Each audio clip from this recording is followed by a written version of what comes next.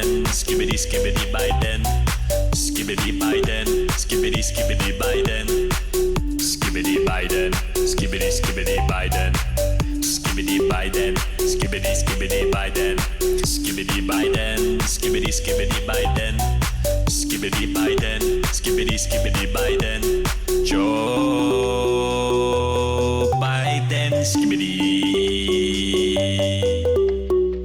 Skibbity Biden, skibbity skibbity Biden, skibbity Biden, skibbity skibbity Biden, skibbity Biden, skibbity skibbity Biden, skibbity Biden, skibbity skibbity Biden, skibbity Biden, skibbity skibbity Biden, Skibbity, skibbity. skibbity Biden, skibbity skibbity. Can you even fucking believe that they're letting Stephen Colbert go?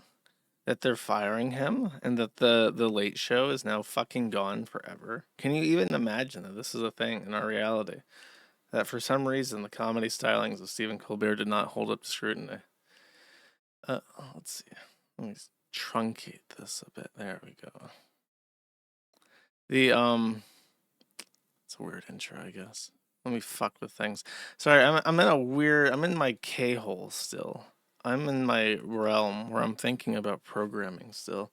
I guess I'll talk about my tech stuff, my ambitions, my hopes and dreams. This is the podcast where we discuss these things, right? I have nothing more to say about Stephen Colbert. I don't watch television, so fuck him. Though, I mean, I guess in a way, Skibbity Biden was his magnum opium, because I did hear of this. I still think of it occasionally. I still think Skibbity Biden. It just pops into my head and I talk about it. But yeah, he's fucking gone. I don't know if are they going to replace him with somebody else, I wonder. I should probably look this up. Are they replacing Colbert? Yes, they're replacing his slot with Comics Unleashed by Byron Allen. Wow, that is embarrassing. They're replacing him with like a leftist version of like those comic commentators on Rumble?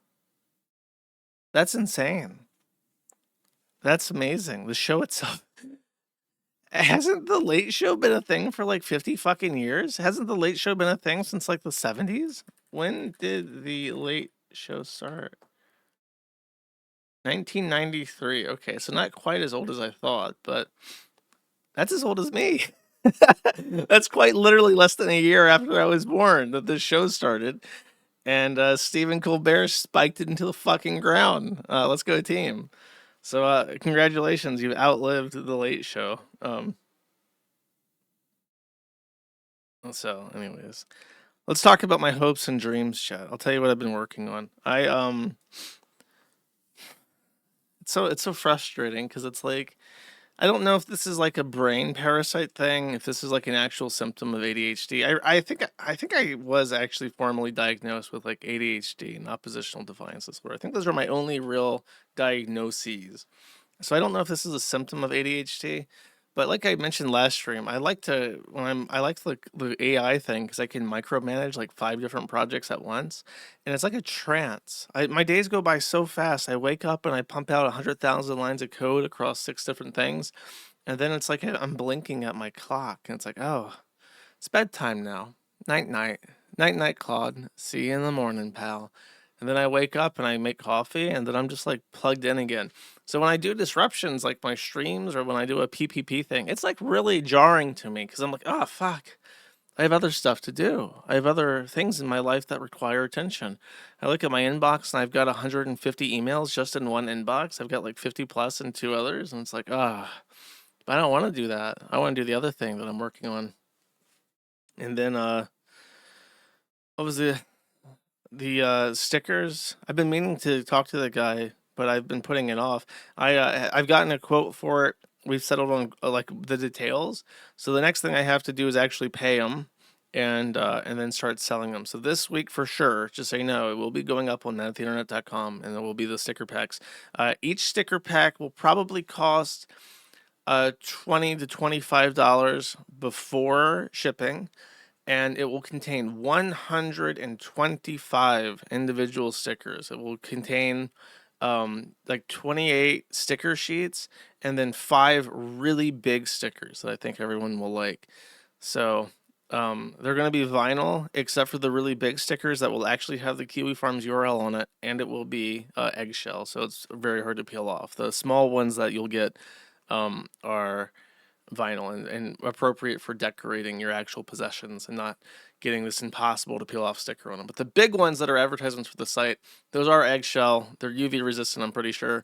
Impossible to scrape off without using some kind of chemical and knife to do so. And it has a very topical meme.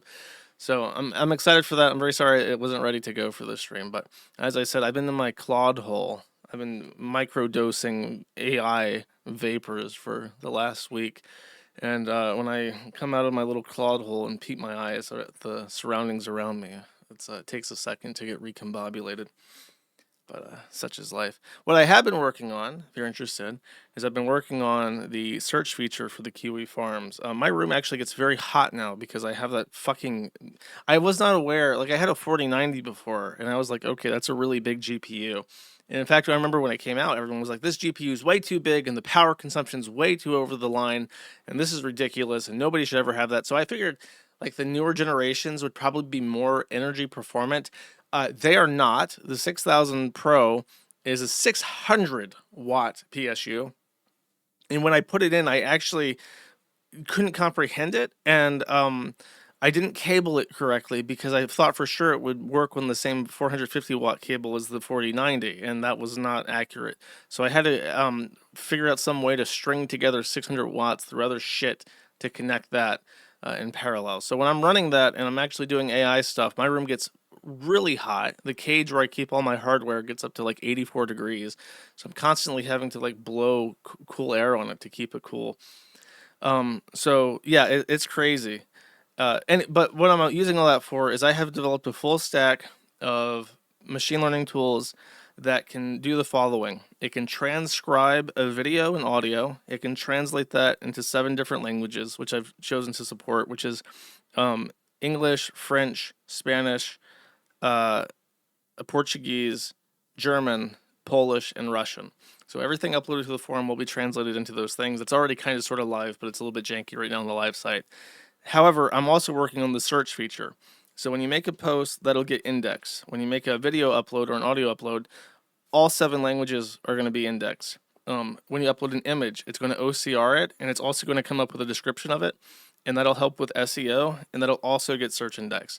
So in the future, you're going to be able to search Ethan Ralph, let's fucking go, and you might actually be able to find immediately the video of Ethan Ralph saying, look what just came on the radio! It was God's plan. God's plan. So I'm working really hard on that. And it's such a massive undertaking for one person. It would have been completely impossible prior to the advent of agentic programming. But even with agentic programming, it is an immense scope. And it's hard to keep track of what's going on. And like I said, if I'm not like completely in the K-hole enjoying my programming flow, it's like dizzying. It's like, what the fuck? It takes a while to get back in and be like, oh yeah, that's what I was doing. That's how it was progressing. But it's starting to get there. I'm very excited. I'm testing it very rigorously, and what I'm going to have to do is I'm going to have to figure out some way to do something with the database so I can test it on the Kiwi Farms before it goes live, because it's such a huge update. And then I can actually rent out a bunch of GPUs from the cloud and process everything that's ever existed on the site. And you'll be able to find stuff from all the way back to 2013 relatively easily, including videos and audio of really old stuff. But that's what I'm... Whoa, buddy. That's right. That's what I'm up to. And it's all engrossing. And it's really what I enjoy doing. And I'm very thankful that the forum now makes money, so I can spend time working on that as opposed to trying to hustle to make other gigs to keep things afloat. So that's my work. I'm sorry, I wish I could show some stuff, but my development environment is on Linux. So my Windows system is completely isolated, so I can't really do that. Oh, and before I move on with the news, I should advertise If you're not on the locals or the Gumroad, you should get on that because uh, I did a little review, and it's probably of all the Gumroad stuff I've ever done. I think that this is probably the most highly reviewed thing that I've ever done. It just popped. I think someone suggested it to me last stream and over the weekend. I just said, "Okay, sure, why not?" And I asked PPP if he wanted to review the amazing Digital Circus with me, and I said, "Sure, why not?" So on Tuesday, we sat down and I streamed to him, and we had a discussion, a live viewing of the first 3 episodes of the amazing Digital Circus. And I was a little bit shocked by how like angry he was. It was hard for me to tell if it was like showmanship anger or if it was like genuine anger, but I lean now towards genuine anger, because he said things at the end of that recording, which I kept in, but it was so angry that I was like, "Are you sure you want to say that? Are you sure you want to put that in the video?" Because he was like shitting on his supporters that had asked him to review this, and he's like, "Fuck you and burn in hell. Anybody that asked me to watch this, I hate you and I don't want your fucking money." And I was like, "Are you sure? Are you sure you want me to leave that in?" He's like, "Yeah, fuck him. I mean it." So that's basically the synopsis of the review. If you're interested in seeing that, subscribe, and if you want to see more of it, you should indicate so, regardless of who you subscribe to, because I think they're supporting Flake, their editor guy, now that he's been banned from YouTube. So the money on the PPP side, I think, is going to Flaked, but I think they got like 20, 30 subscribers, and they charge twice as much as I do. So I think he's willing to do another batch.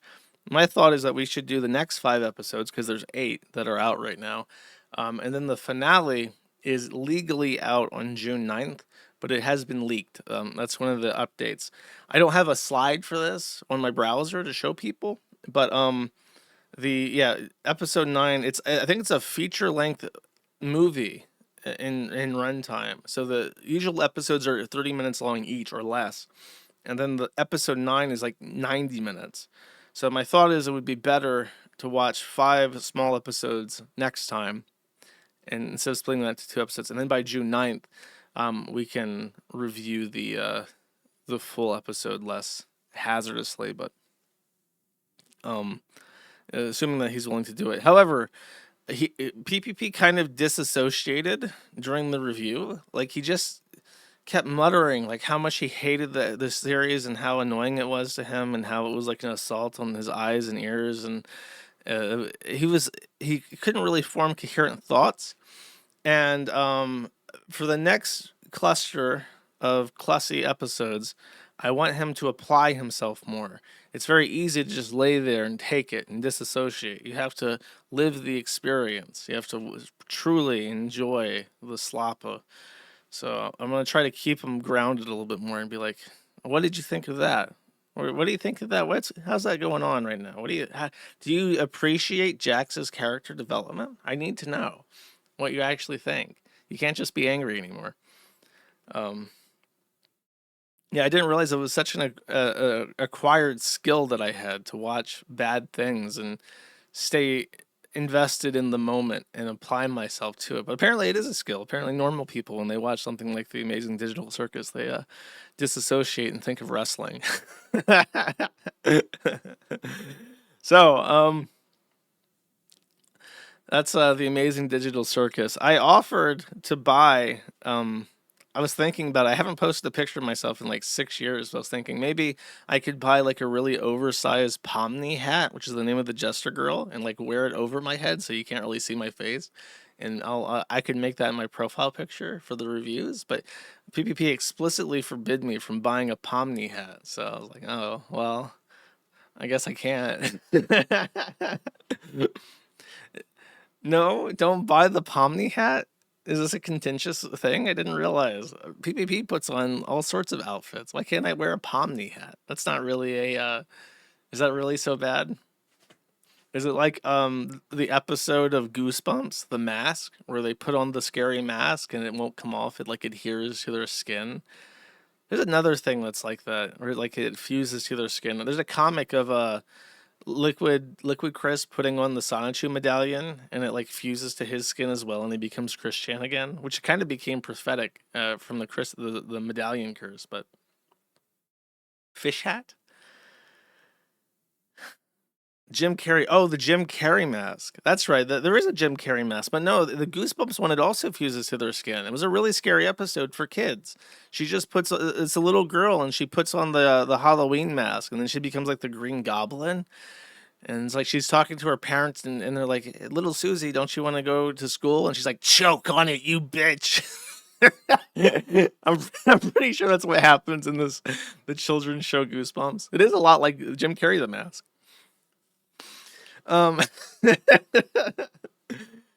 If you can't get the Pomni hat, he can put on the Jax hoodie. I could. There's a Jax hoodie that's like a rabbit hoodie. That's very Troon coded though, to put on like an animal feature hoodie. I don't know if I can commit to that. The hat is much more tolerable. I do have hats. I don't wear hats ordinarily, but I do have like the Trump hat. Is the Pomni hat truly more embarrassing than a genuine 2015 Made in America, Make America Great Again hat that I bought at a Trump rally in Pensacola? Who knows? Okay, what's next on my list? Okay, there was a Tranime convention sponsored by a porn site, which apparently caused a kerfuffle. Of course, everyone's Oshi, Kiashi responded to this, but OffKai, which I'm aware of, OffKai, if I'm not mistaken, and for some reason I'm actually pretty good at remembering this shit, OffKai is the one that the Gay Tour Game War went to. And Pryor would hold a iPad around so that people could meet his Oshi. And then met in person later, Kiki Pyong Pyong. In fact, I think, was it Kiki Pyong Pyong? No, it was somebody else. It was Nana Banana. Why do I remember this? There's memories of my childhood that are gone forever. I forgot the faces of people that were important to me years ago. So I can remember that once upon a time, the Gator Gamer went to an anime convention called OffKai, and like a manservant held up his Oshi, Nana Banana, the blonde Puerto Rican, and introduced her to the audience there. And then later, on another year, at a separate occasion, the same Gay Tour Game War would return to OffKai to meet his Oshi, Kiki Pyong Pyong, in what is the most embarrassing recorded event ever produced in all of human fucking history. Truly, it's like whenever I talk about certain things, like the video of Jeremy Hambley interacting with Melanie Mack and Hannah Claire at the TPUSA. Was it TPUSA? I can't remember what it was. But it was at that in-person event that all the Rumble people went to. I categorize that as like an extremely high class memory in terms of locale content. And I need some sort of like SCP like tier list for how I would classify these videos. Like Gator meeting Kiki Pyong Pyong. That's like, what's the highest tier of SCP? That's like an echelon level, okay? That's like an epsilon, a delta, omega danger class artifact that needs to be preserved for all. A Keter class, dude. It's a Keter class locale artifact. I'm not sure if the Jeremy Hambley video with him and Hannah Claire is quite Keter. It's very close though. It's Keter-esque, if I could say so. But it is like that. So anyways, I know what OffKai is, and they announced that Fansly was sponsoring OffKai Gen 5. Now this banner here of find your Oshi on Fansly, which is such a dark statement from an actual pornography company that it kind of defies belief.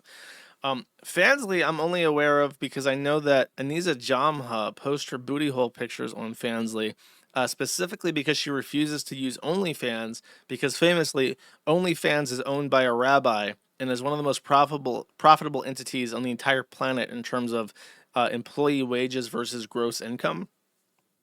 Like for every dollar that an employee earns at OnlyFans, they make millions of dollars. And they're Jewish and they support Israel and they support Zionist causes in the U.S. So people who want to still sell their butthole pictures on the internet have to go to Fansly if they want to boycott Israel. But they sponsored OffKai, and this caused some concern because if I am informed correctly, which I could be wrong, but I'm basing it off of this. Kersha says, why is this marketed in the exhibitor hall instead of the after-hours yabai market, when this is also a con that allows unaccompanied minors. So a 13 to 17-year-old person, a minor, can go to OffKai and can wander the main convention centers because it's a PG-13 area. So all the anime stuff there has to be appropriate for PG-13, 13 to 17, no pornography, nothing lewd or lascivious. I'm sure that there's lots of really risque stuff, but there's a general bar to be met that does not have to be met at other anime conventions. But the pornography website will be demoed in the main exhibitor hall in plain sight of where the minors can go. Of course, Kirsha not the only one. I've never heard of Ray-Me Ricotta. Oh, she's got a cheese cutie mark, chat. That's very nice. And she's a part of Flavor. She takes umbrage with this. The cheese girl does. Savvy says they're putting a website like OnlyFans on the main floor where there'll be children. This is a not safe for work, safe, horny, max censorship on topics website. In California, it's so weird that if you print out and sign a release form and get it notarized, your 13-year-old can walk around the hall and potentially see this booth all on their own, interact with it. On one hand, as a venerated moral fag myself, who has turned his back on all of his principles so that he can moral fag harder, I appreciate the sentiment. However, I'm pretty sure that any teenager going to OffKai is already on a Discord for anime and already knows what Fansly is. What they might not know specifically is if certain VTubers are posting like not safe for work content on Fansly. If you're showing flesh on Fansly or similar websites, you're not an actual VTuber. That's his issue. That's his issue. If my Oshi is breaking the fourth wall with her anus in vagine on Fansly, she's not a real VTuber, and she should be banished from the hallowed halls of OffKai. May not her disgusting void masquerade taint the screen of an iPad held by the Gator Gamer if she has broken this sacred pact with the fans in such a terrible and heinous way. Naim. Is that like an Irish name? What the fuck is it? Is it Niam? Niam says, imagine promoting porn at a convention where kids will be walking around discussing. Also, I see let minors attend without an adult. Wow, shake my freaking head, he says.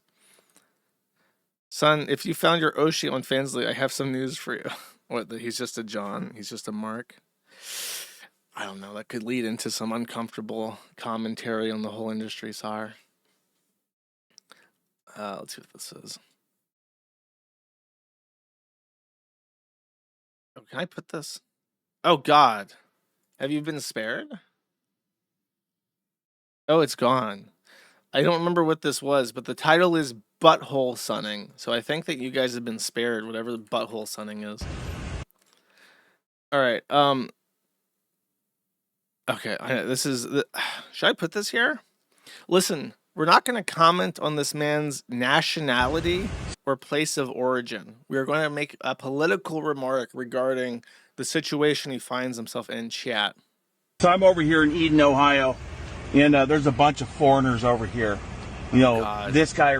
That's such dehumanizing language, chat. I'm so sorry. Right here, the guy right next to me, all along in all these trucks, okay? None of them can get loads out of Ohio today.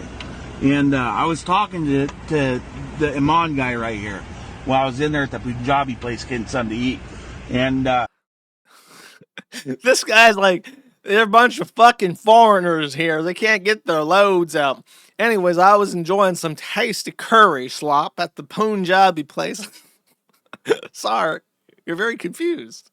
He said that the reason that they can't get freight out of Ohio today is because the freight brokers won't work with them anymore. Okay? Apparently, what has happened is that, you know, yesterday they had the Supreme Court ruling that found brokers could be held liable for accidents with carriers with red flags. Apparently, that the trickle-down effect happened like that. Okay, brokers are just saying, no, there's a whole lot of other trucks We don't need you. We're not going to use you no more. Okay? I was looking up at some of these DOT numbers to these guys, and they do have a pretty substantial track record of unsafe behavior, accidents, high out of service rates, things like that. So guys, here's what I got to say. This is going to be changing in a hurry. Brokers are not just thinking once about it. They're thinking twice, 3, and even 4 times about who they want to work with. If you're an established U.S. carrier, between 1 and 15 trucks, you better hope to God you have a proven track record with these brokers, because they're on the hook now. They're on the hook in ways that they've never experienced before. So guys, all I gotta say is, you better be going and getting your DOT inspections. Better be going and asking, way station operators for a level 1, things like that. Get it on record that you're not getting placed out of service, that you're. So basically, there was a did I talk about this last stream? I think I did briefly. The Supreme Court, in case just as a recap, the Supreme Court made the very obvious, I remember saying this, the very obvious 9-0 decision that, of course, carriers can be held liable under state laws for accidents that are caused by drivers that are from out of the country, which I imagine applies to more, but I assume it's a state law that's like in Ohio specifically, I imagine, saying like, if your H-1B driver kills somebody, your company is liable for that. And so a lot of these foreign drivers are being grounded in these states, and they don't want them going through. Which I've always thought should have been like in Trump 1.0 or 2.0, like on the first day, when they were talking seriously about cracking down on immigration before it became a joke. They should have built a wall. You can't build a fucking border wall, but why not have it so that you put state patrols on the highways entering the way stations in Ohio, West Virginia, Kentucky, Tennessee, and Alabama. And that way, every single trucker that goes through, if they look a little bit sus, you can check to see if they're carded correctly. And that would cut off the eastern seaboard from the western seaboard by truck to any immigrant. And they have to work through those. So it's like, why can't you do that? That's what I would have done. I feel like I'm really smart. You know what I mean? You ever feel like that? Is that like an egoism thing where it's like you're just thinking to yourself like, damn, I'm a lot smarter than most people. But it is what it is. So they're grounded. That's nice. Truck drivers can make over $100,000. I wouldn't stop at just being an it says here, over the road or long haul, 70 to 100,000, and regionals can get 65 to 80, and locals can get 50 to 70, which is nicer if you don't want to be gone from home all the time. But I was thinking like the specialized haulers, they start at like 90,000 and go up to 150. If I was going to be a trucker, I would get licensed to carry like nuclear waste. I would want to support the nuclear industry for all those AI data center microreactors. I got to haul all that fucking nuclear waste from that, what used to be a pristine farmland in Ohio, which is now a Vivek Ramaswamy AI data center with a nuclear reactor under it. You got to haul those spent fuel rods to Colorado to dump into the pit. That'd be me. I would do that job. I've never seen they always have those placards on their trucks. Let me show you. As an example of what I'm talking about. I'm sure you've seen these. Hazmat sign truck. Yeah, okay. These things. They have these hazmat placards. And these are the ones you see all over the place. But you see some that have like this, where they have like 47 different fucking things on them. I have never, ever seen a truck that has a hazmat placard for nuclear waste. And there is a thing. Or like infectious substances. I want to see that. I want to see the explosive, flammable, infectious substance, poison gas, radioactive 2 truck. If you guys see one, I want to see a picture of it. Is this even a thing? They don't even have the placards and like the demo stuff. It's just so rare. I want to see like a cool combination of like infectious, radioactive, poison gas going down the highway. Running off the road. They run at night? Is that true? They don't run the radioactive stuff during the day because it's too dangerous? Is that actually true? Really? That's why I wouldn't see it then. Huh. Okay. I got you. That makes sense. All right. Next. GitHub has been compromised. Here is the announcement. If you don't know, GitHub is the largest premier source of hosting open source and closed source software on the planet.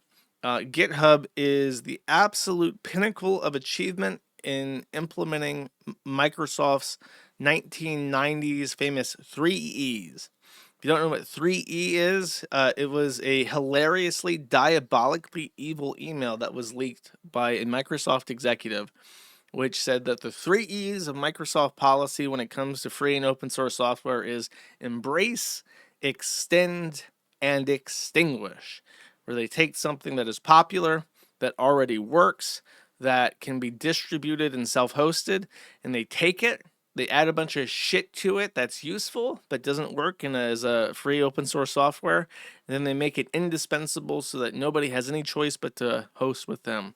So the Git source tracking stuff has been very popular for a very long time, and Microsoft took GitHub, added a bunch of shit to it that's not open source, and now basically everybody just uses GitHub instead of hosting their own Git repository.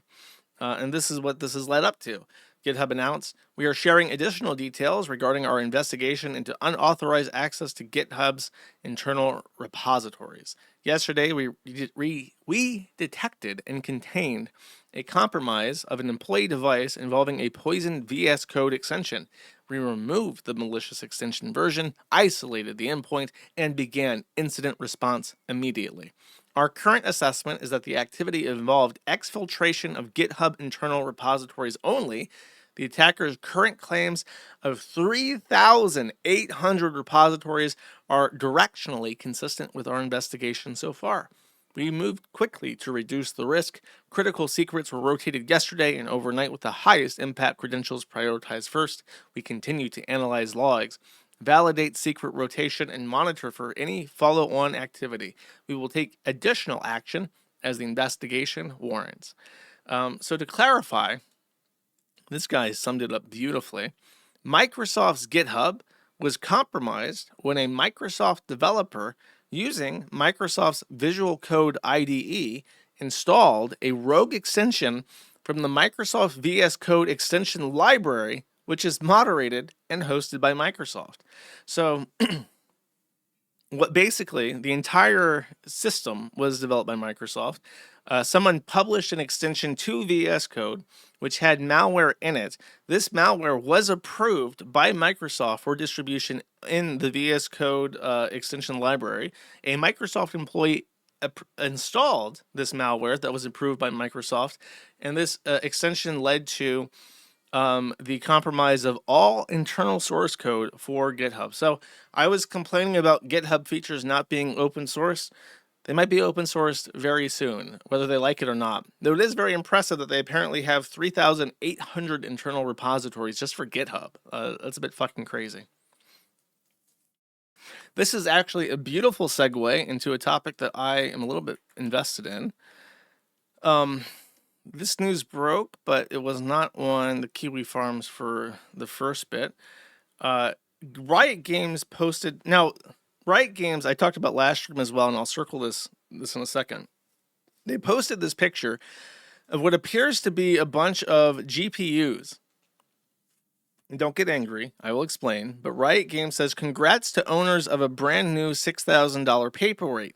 This was in reply to a cheating company basically saying, today's Vanguard anti-cheat update blocked the majority of DMA firmwares using SATA NVMe.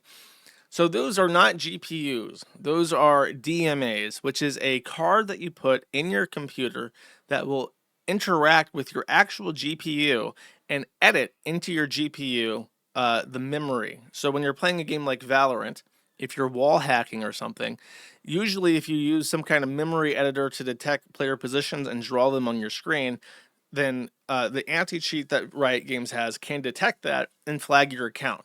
So more sophisticated attackers were using the $6,000 DMA card that fits into your computer like a GPU, but is not a GPU and actually interacts with your GPU. Exactly like, if you're old enough to remember this, Game Shark. This is basically Game Shark for your PC that can edit the memory on your GPU to render wall hacks and other cheats in such a way that it would be very, very difficult for a anti-cheat to detect. However, Riot Games' anti-cheat is not just any anti-cheat. Riot Games' anti-cheat is a Ring 0 kernel level anti-cheat, which means that it operates on your computer at the same security level as the kernel itself and all the drivers that work on your computer.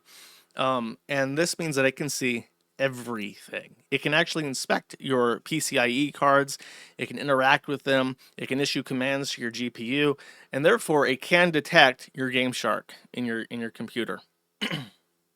So, Riot Games, when they published this, they seem to imply that they would use your kernel level device, the anti-cheat they install, to brick your computer. When you call a computer part a $6,000 paperweight, it looks like they're threatening to destroy your components. And then this was even followed up by a tweet by this guy, Philip Koskinas, saying, "It throws a hardware fault. If you cheat with it, you can just stop cheating and the device will resume normal operation. That's how IOMMU works when you don't have access to the memory range." So he's saying that, yes, we deliberately throw hardware faults that can cause problems and force you to reformat your computer. And if you don't remember, Philip Koskinas is the same arrogant prick that posted Trainwreck's IP address the very last week that was covered last stream. So there is a new board that was proposed by Crunklord, and I'm thinking of going for it, where he wants to discuss high-profile C-level and other like tip-top like people in companies that as sort of like a pseudo-stock lolcow board that's not really a lolcow board, but is like gossip about really famous, important people. And if we make that board, Philip is my nomination for first thread because he is not properly a lolcow, but he's like if you gave Pirate Software the top level position at a multi-billion-dollar international gaming corporation, because his smug, condescending bullshit is really fucking annoying. So same guy is what I'm trying to say. Lots of negative reactions to this. Someone also posted, I can't verify this, but someone posted what looks like fake BSOD screens of them like gloating if they find out that you're cheating. That is a result of the kernel level operation of the device detecting your cheat software.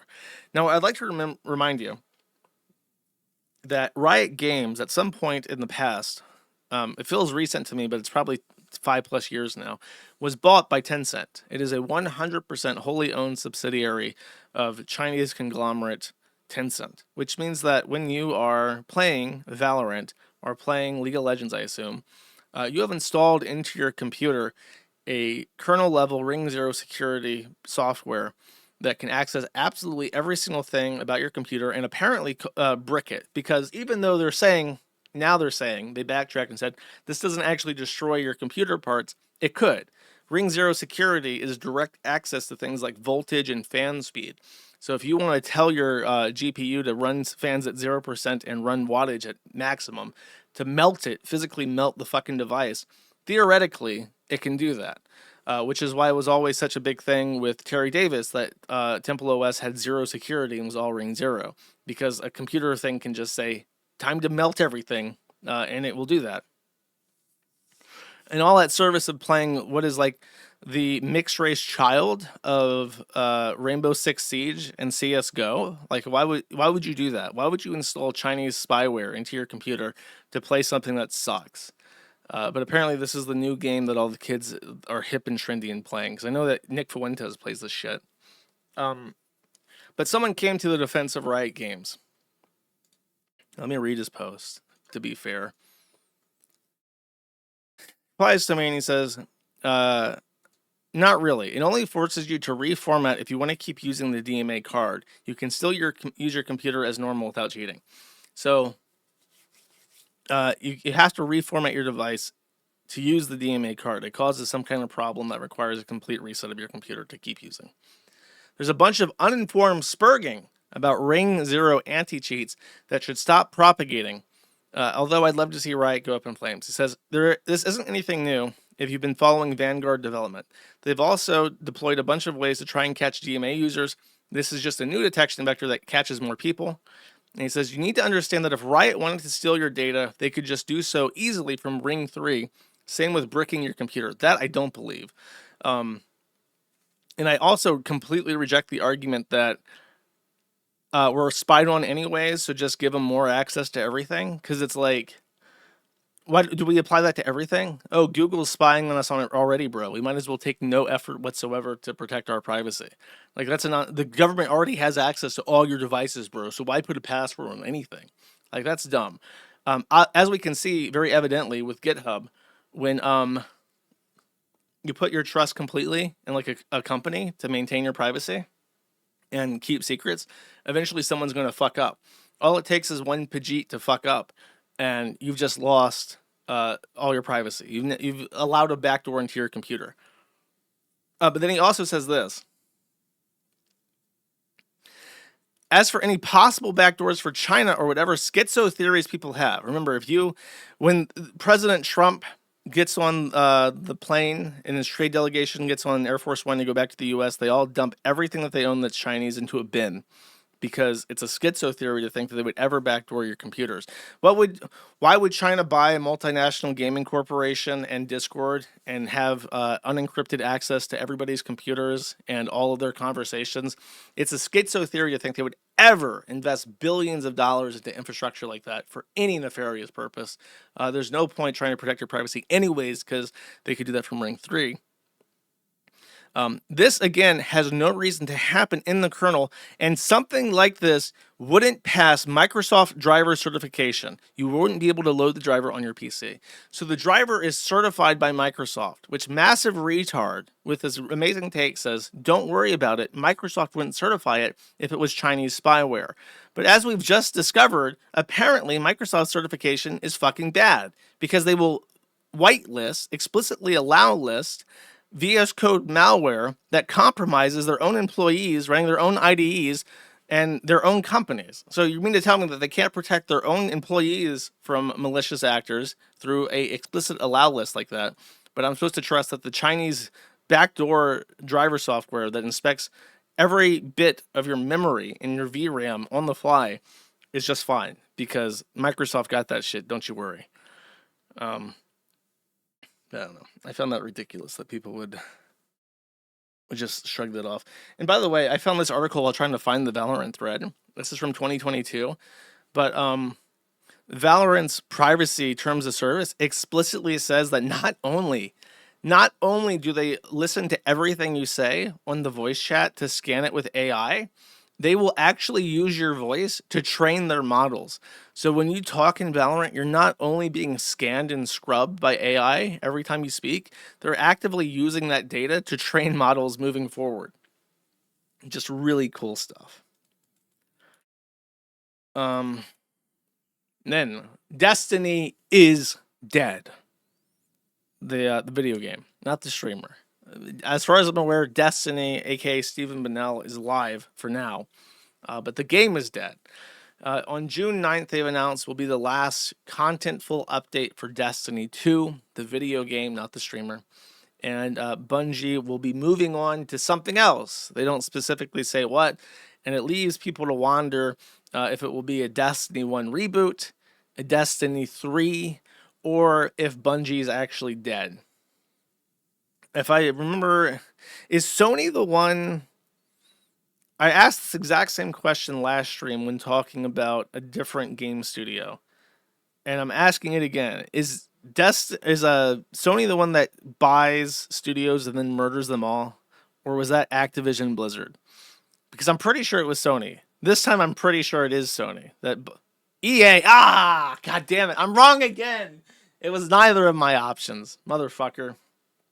They all do? Okay, EA is the one that's famous for it, though. There's some speculation as well. Bungie is going to be closing its studios, which would disappoint a lot of people, I think. Maybe not. There's there's a second contingent of people that wanted me to show this. Couldn't have happened to a better bunch. Get fucked, Bungie and Soini. So let's read some former blog posts. This is a blog post that we're reading right here that's about their the end of their era. But let's check out the historical archives. Trans at Bungie. This is from 2021, introducing trans at Bungie. One of Bungie's core values is wanting everyone to feel that their identity is welcome. This goes for both players feeling welcome in our games and employees feeling welcome in our studio. It means evaluating our communication, listening and learning to different viewpoints, and amplifying underrepresented voices. While this is not a problem that can be solved overnight, it is an ongoing effort for Bungie employees throughout the company. Last year, we shared some of the work done by Bungie's first inclusion club, Black at Bungie, and today, our International Transgender Day of Visibility, which is April 1st, by the way. We'd like to share the efforts of another Bungie inclusion club, Trans at Bungie. We got Blacked at Bungie. Blacked at Bungie. At Bungie, we want everyone to feel their identity is welcome. It is one of our core values and manifests in things we make, in ways we communicate and interact with our fans, and crucially, in the way we run our studios. Is at Black at Bungie a handle on Twitter? Does not exist. What is the at for then? Why is there an at sign? This is throwing me for a loop. No, I don't know what the fuck that's for. It's just there. Someone designed this banner is like, so we're gonna do we're gonna borrow the Black Lives Matter thing, throw that there. We're gonna make it brown. We'll add like a little Harry Potter lightning bolt. For the background, we're just gonna use difference clouds in Photoshop. And God, this I don't know. How about an at sign? Because it's like a computer or something. B at B. What the fuck is B at B? Oh. Black at Bungie. B at B. Wow. See, this is how you know that I don't have the side of my brain that is used for any artistic endeavors. Because if you had pointed a fucking gun to my head and tell me to figure out what the fuck this means, I would be dead. You would have splattered my brains across the fucking wall because it would have not happened. I could have looked at this for a fucking hour and been like Jeremy Hambley, but what are the at signs for? What are the at signs for? What does that mean? What does it mean? Why is the at sign there? Anyways, you can be black and work a job. Go figure. That's what they're trying to say. Women at Bungie. Now the at sign on this one is much more easily understood. Bungie is committed to uplifting the voices of its employees who identify as so not women. Not women. Men. Okay. To build another male dub, ring it up. To build an equitable environment where women can thrive, and to advocate for women in the broader game industry. To help achieve these aims, Bungie recently launched a new inclusion club, Women at Bungie. The members of Women at... Can we...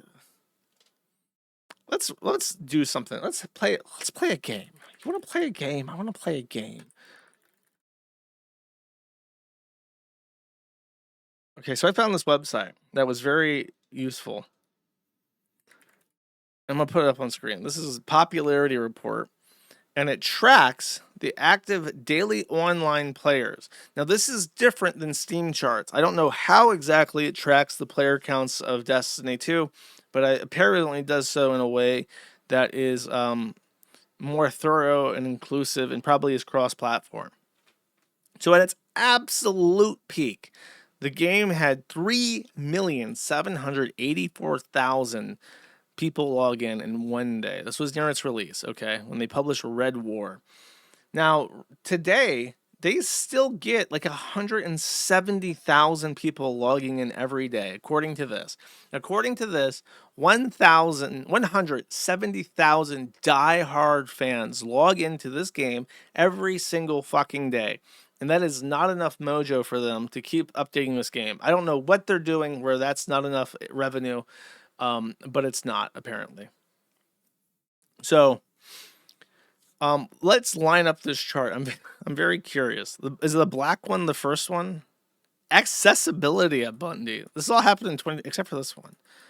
Okay, so I mean, I already know the answer because the game's just been on a constant decline. November 16, 2022. Or 2020. Okay. Here, right? Oh no, this was at the very peak of Beyond Light. Right? November 16th. Right after Beyond... Dude, they... when they made the post saying introducing Black at Bungie, it was literally immediately after they published a expansion pack called Beyond Light. We're now beyond the light. We're in the dark, and we're staying dark, and we're blacked at Bungie. And that's very funny. And then Trans at Bungie came on March 31st. So once they were blacked, it was pretty consistent numbers. But then the March 2022 came in. And that's right here. This was also right after they released The Witch Queen. Oh my god. This is blowing my mind. Beyond Light was the blacked update. The Witch Queen was the trans update, okay? And then was the women update the next one? No, the women at Bungie, June 2021. So then right here. So they're still going strong. They're still going strong. The women, but then this is June 2013. They're getting desperate, and they're doing Welcome to Pride at Bungie with the gay neighbor flag as the icon, and that's over here in June, right? June. Okay, and that's it. After that, it peaked at like 1.5 million. And it starts the decline. No longer a holding pattern. Trans at Bungie isn't working. They get a little spike after... It's called Lightfall even. They get a little spike after the final shape, which I guess is when you transition into your final shape. But it's fucking over. That's the weight, and the game can't support it anymore. And it just collapses into the fucking dirt. Latin at Bungie? Really? Do we need Latino... Asians at Bungie? Dude, this is the gayest shit. Asian American. I've always loved how Asian American and Native Hawaiian Pacific Islander gets grouped into this completely unpronounceable acronym, ANHKP. And it's just like, yeah, all you fucking Asians, you don't get your own day. The Latinx, they do. The gays, they do. Women, they do. Trannies, they do. Blacks, they do. You guys, you have to share that with like The Rock. Dwayne The Rock Johnson's like a Pacific Islander. He's not properly Asian. He's Samoa. So you gotta hang out with the fucking Samoans, okay? If you're Chinese. You're basically the same fucking thing as far as the U.S. is concerned. Anyways, enough dilly-dallying chat. What's next? I do have this. I already touched on this briefly, but the Amazing Digital Circus had its finale leaked. And what I personally find fun about this is that apparently Gooseworks, the tranny behind the Amazing Digital Circus, personally said that if you don't know, the show is so popular that the feature-length 90-minute long final episode of season 1 that they're doing is actually going to be aired in theaters. So they're playing this in theaters across the world, around the world. And people are hyped. They're wearing their Pomni hats and their bunny sweat hoodies. They're going to the theater in person, and they're going to watch the final episode. But Gooseworks, afraid of this leak, refused to let fans of the show in South Korea see it in person.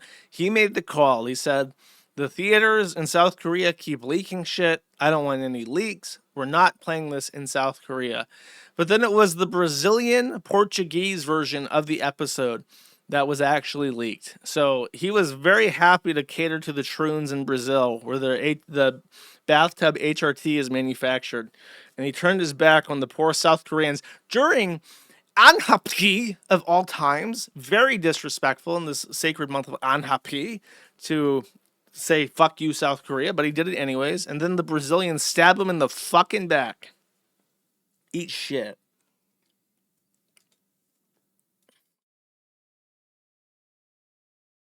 The fuck is this? Ben Shapiro has placed his entire show as a YouTube ad? Really? Dude, imagine that. Imagine sitting in your home. You're watching YouTube. You're watching your favorite podcast in the world, mad at the internet on YouTube, when you really should be watching it on Kick by following Kick. Let me see how many people are watching this one. Oh, I don't even have the YouTube thing up. That's why your chats aren't even showing. You pissed me off so much, I have completely neglected you in all ways. Okay, I now got you guys on screen, so your thing should be you should be polluting my chat pool with your presence when you should be on Kick anyways. But you're watching your favorite podcast, Man at the Internet, the best podcast ever, and then just suddenly Ben Shapiro pops up, his hat protruding disrespectfully, and he says, imagine if the roles were reversed, and you're laying there and you have to get the fuck up and turn off Ben Shapiro because they're just shoving it in your face. What a life. Next.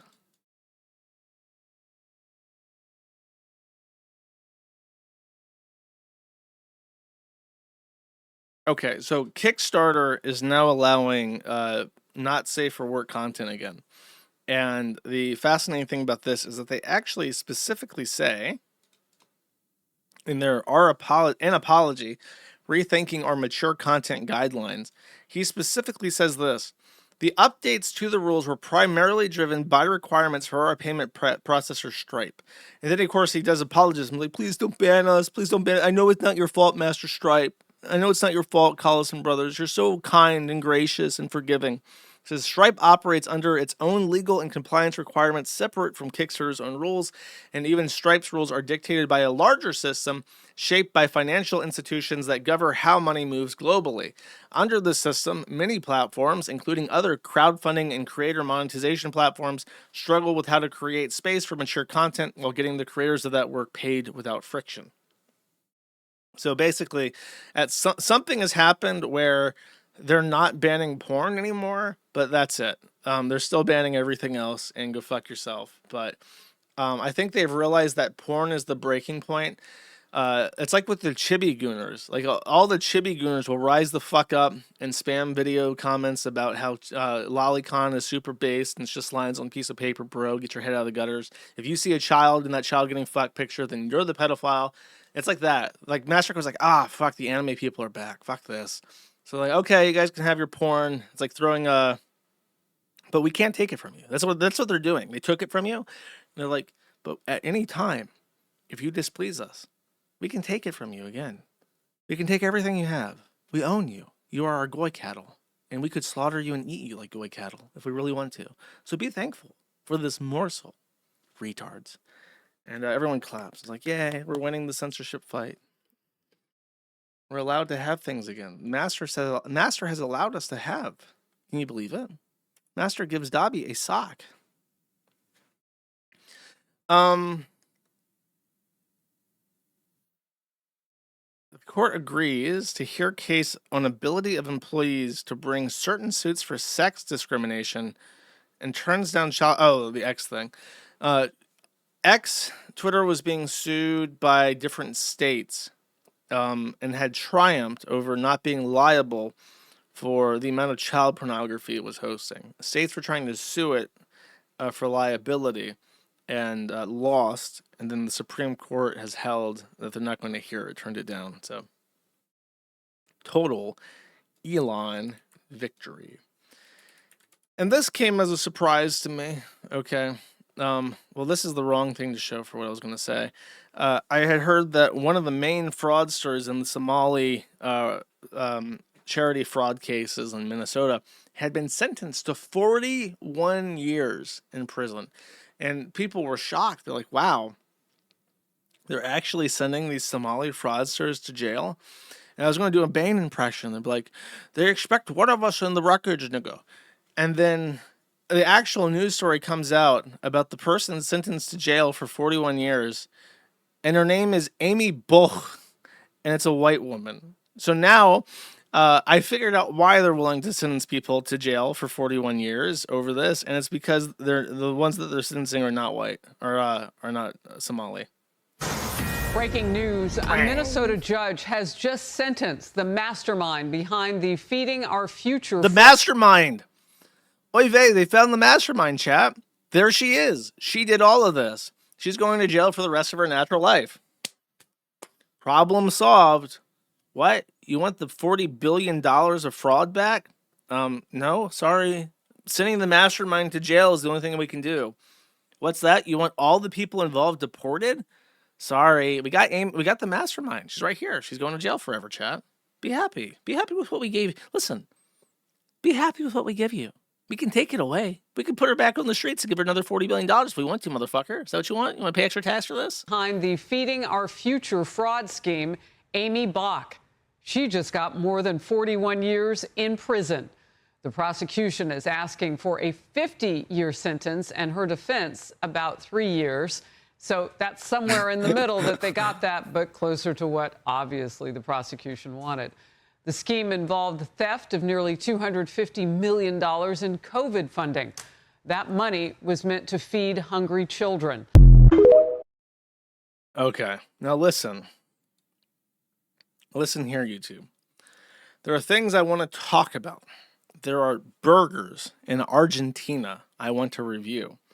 But unfortunately, there are certain qualities in this Argentinian burger that cannot be discussed in the presence of Neil Maham, who you can't see him, but he is there. He is watching and listening. We need the proper actual news ham for this.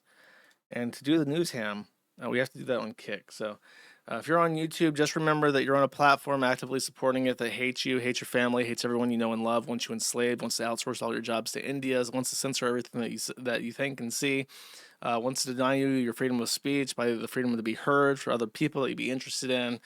And generally, your complacency is the reason why this country is slipping into an endless black spiraling abyss. But thank you. I appreciate you all for watching, and bye-bye, YouTube. Can I not turn off the streaming platforms? Oh, there it is. Bye.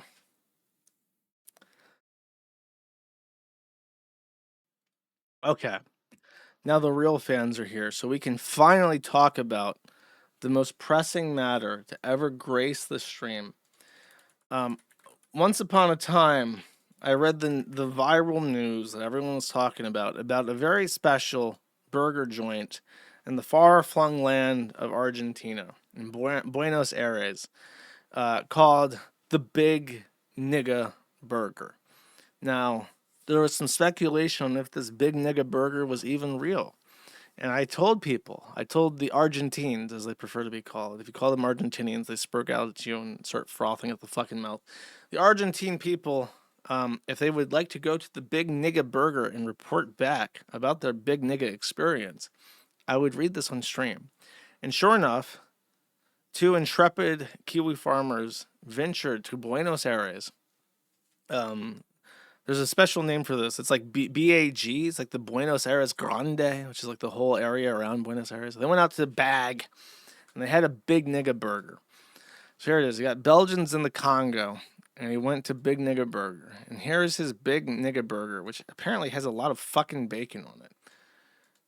There it is. It's called the Big Nigga Burger, I think, because the bun seems to be dyed with squid ink. Either that or it's like got some sort of sugary glaze to it that is cooked to the point where it darkens up. And he says, it was a fucking excellent burger. We showed up and the guy immediately realized what we were after Lamau. We found out that there are layers to the Big Nigga Burger. You can have a simple nigga, the double nigga, or my choice, the triple nigga. Afterwards, you're asked if you want the seasoning for them programs, aka the fries, which includes paprika, salt, and garlic, which we had and was quite good, but definitely on the milder side. Lastly, if you want the normal buns or the nigga buns, the choice is obvious. The Big Nigga Burger is composed of a layer of smash burger followed by... That's such a meme these days, smash. When I worked at Whataburger, I was explicitly told to never press the burger into the grill because it breaks it apart and dehydrates it. But now it's like a meme that you put your fucking burger on the grill and you just fucking smash it, and it looks all broken and shit, and leaks all the delicious burger juice. So I don't know why they do. I don't know why that's such a big meme right now. Anyways, that's a smash burger followed by a cheddar layer. Oh, jeez. I can't get 2 words in without getting angry at this description.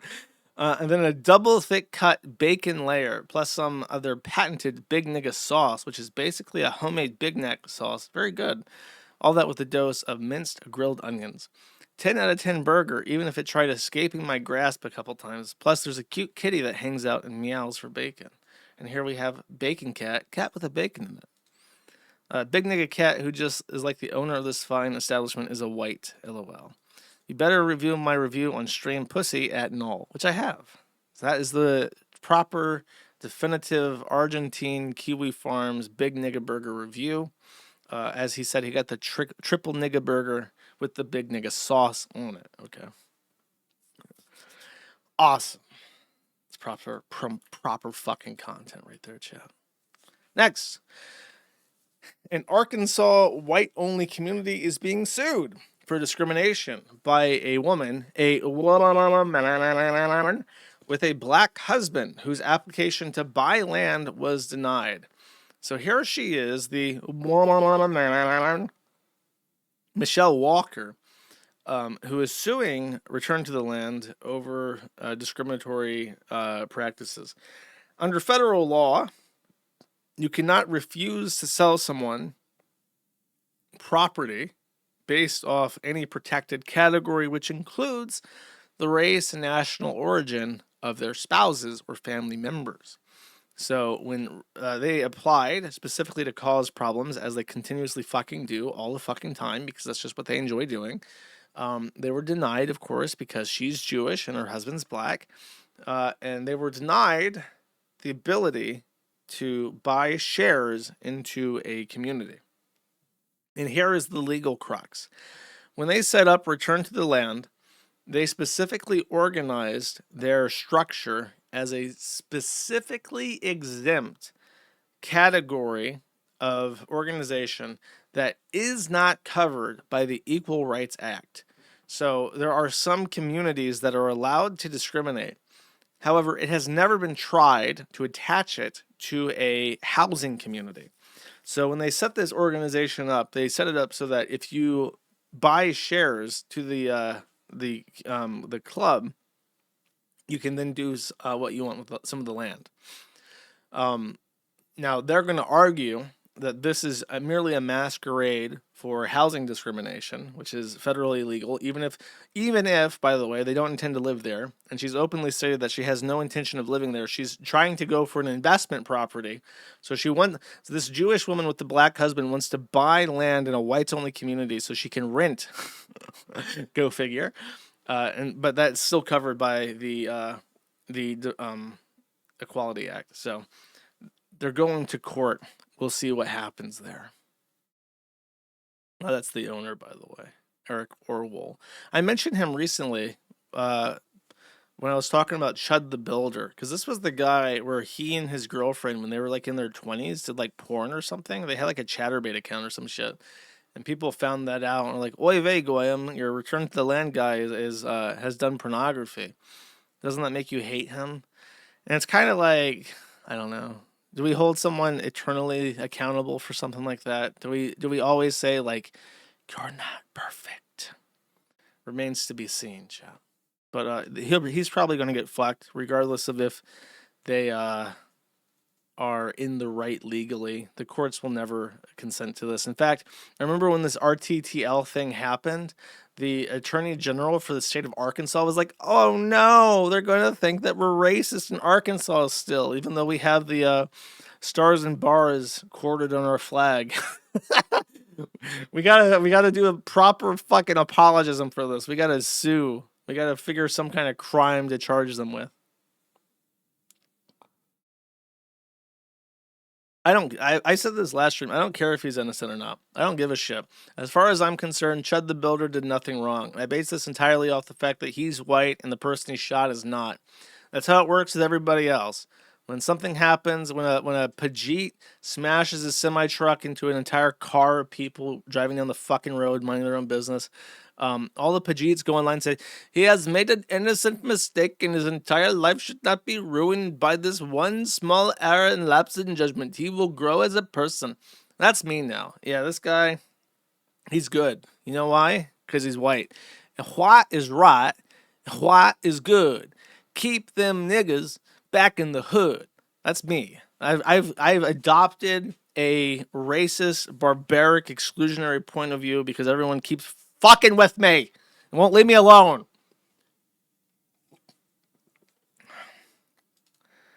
Everyone's equal in our Savior's eyes, except for faggots and except for niggas.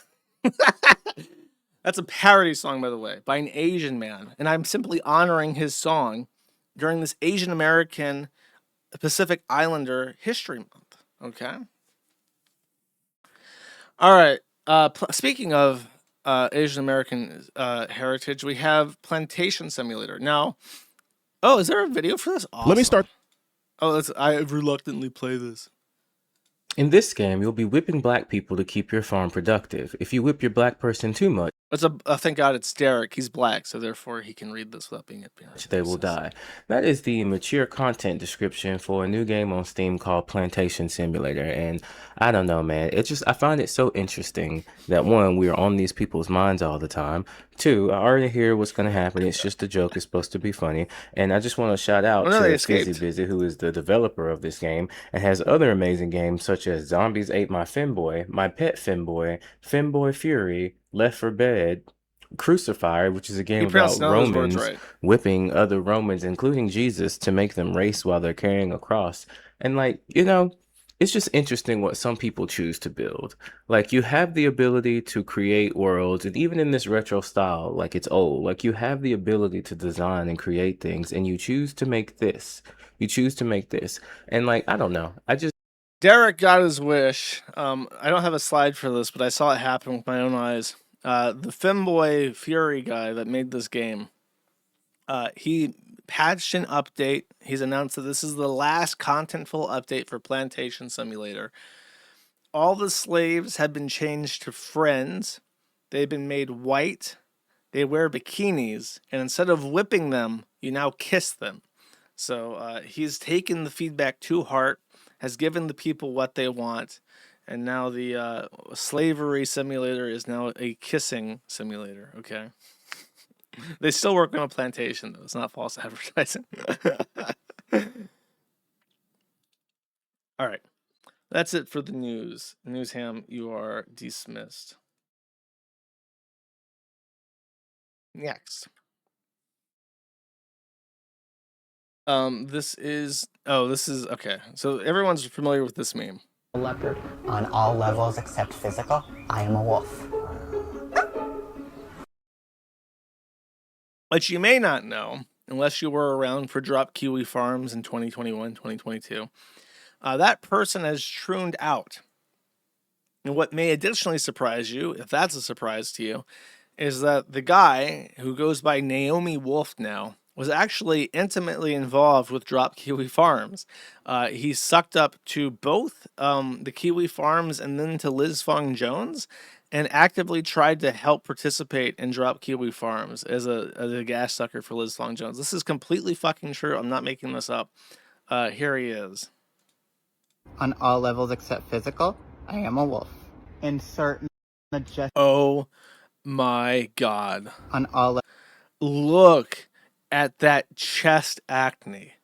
Look with your eyes. Gaze upon the cavity. Do you see the zits? What's with the Eevee thing? Is that like a tranny thing? Do trannies love Eevee? Anyways, look at the fucking chest acne, bro. Come the fuck on. levels except physical, I am a wolf. Insert majestic chihuahua bark here. If you ever wondered where that video... Pussy! What a fucking pussy! You're famous for one thing. You're famous for one thing. That's going on all levels except physical. I am a wolf. Woof! That's it. And he's like, I can't do it. If I wolf again, then people will make fun of me. Well, now I can't make fun of your wolf. I'm gonna have to focus more on your fucking hideous chest acne, Naomi. Where that video came from. Today I'm going to explain the origins of the infamous meme. So let's rewind back to around 2011. Fetus Naya was not even out as trans yet. I was a junior in high school, and I was really Hello, audience. It is me, Troonbot. I am in a dress.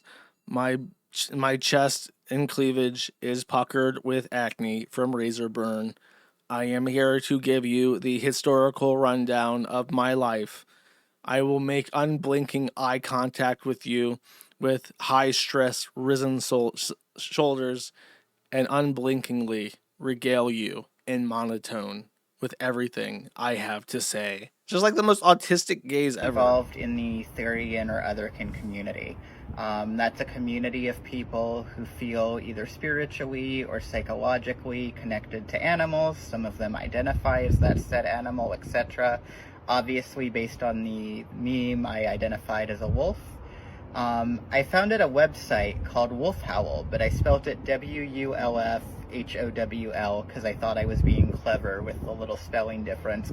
That's a very autistic detail that could be completely left out if you weren't like a fucking massive spur. Wolf Howl spelled properly.com was actually taken.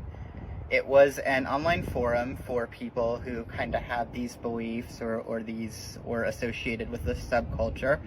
And Oh, I just realized I am not playing mixtape. Is this fixed? No, it still says mixtape. Okay, hold up. Sorry, I have to adjust this on stream. Just chatting. We are mad at the internet. We're not playing mixtape. I'm still keeping this tag cheese though. Okay, continue, Naomi Wolf. it was kind of gaining traction. There were otherkin being talked about on Tumblr, on different social media sites. So obviously, as a concept gained some popularity, some media executives got interested in it. I was contacted by a company called Zigzag Productions. Originally, I told them I did not want to participate, do not use my website, goodbye.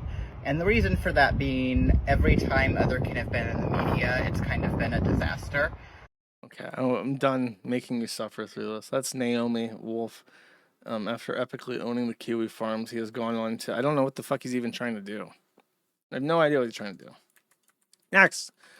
One of the Fats has retired, been put to pasture. Not dead, just retired. Glitters and Lasers, a.k.a. Anna O'Brien, has deleted all of their social media posts throughout their entire portfolio. And this led to many people speculating as to what was happening. Some people thought maybe she was hacked, having a meltdown or something. But she clarified on Insta, "Thank you. I've decided to step away from this account. It wasn't an easy decision, but I know it's the right one. A lot has changed, and I'm just not the same person I was when I started this journey. I've never really enjoyed being well known, and that part of this career has always been hard for me. For a while, that discomfort was totally worth it, but I'm getting older now. I realize I just don't want a quieter, more private life, and I can't have it that way, as long as I'm a creator." Now, what's funny about Anna O'Brien is this. This is... Find this video. This is them talking about the mass deletion, mass privating that was going on. Well, that's happening. Let's go to page 1.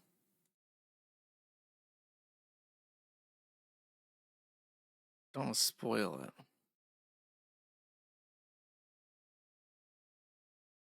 There was a video that I had seen of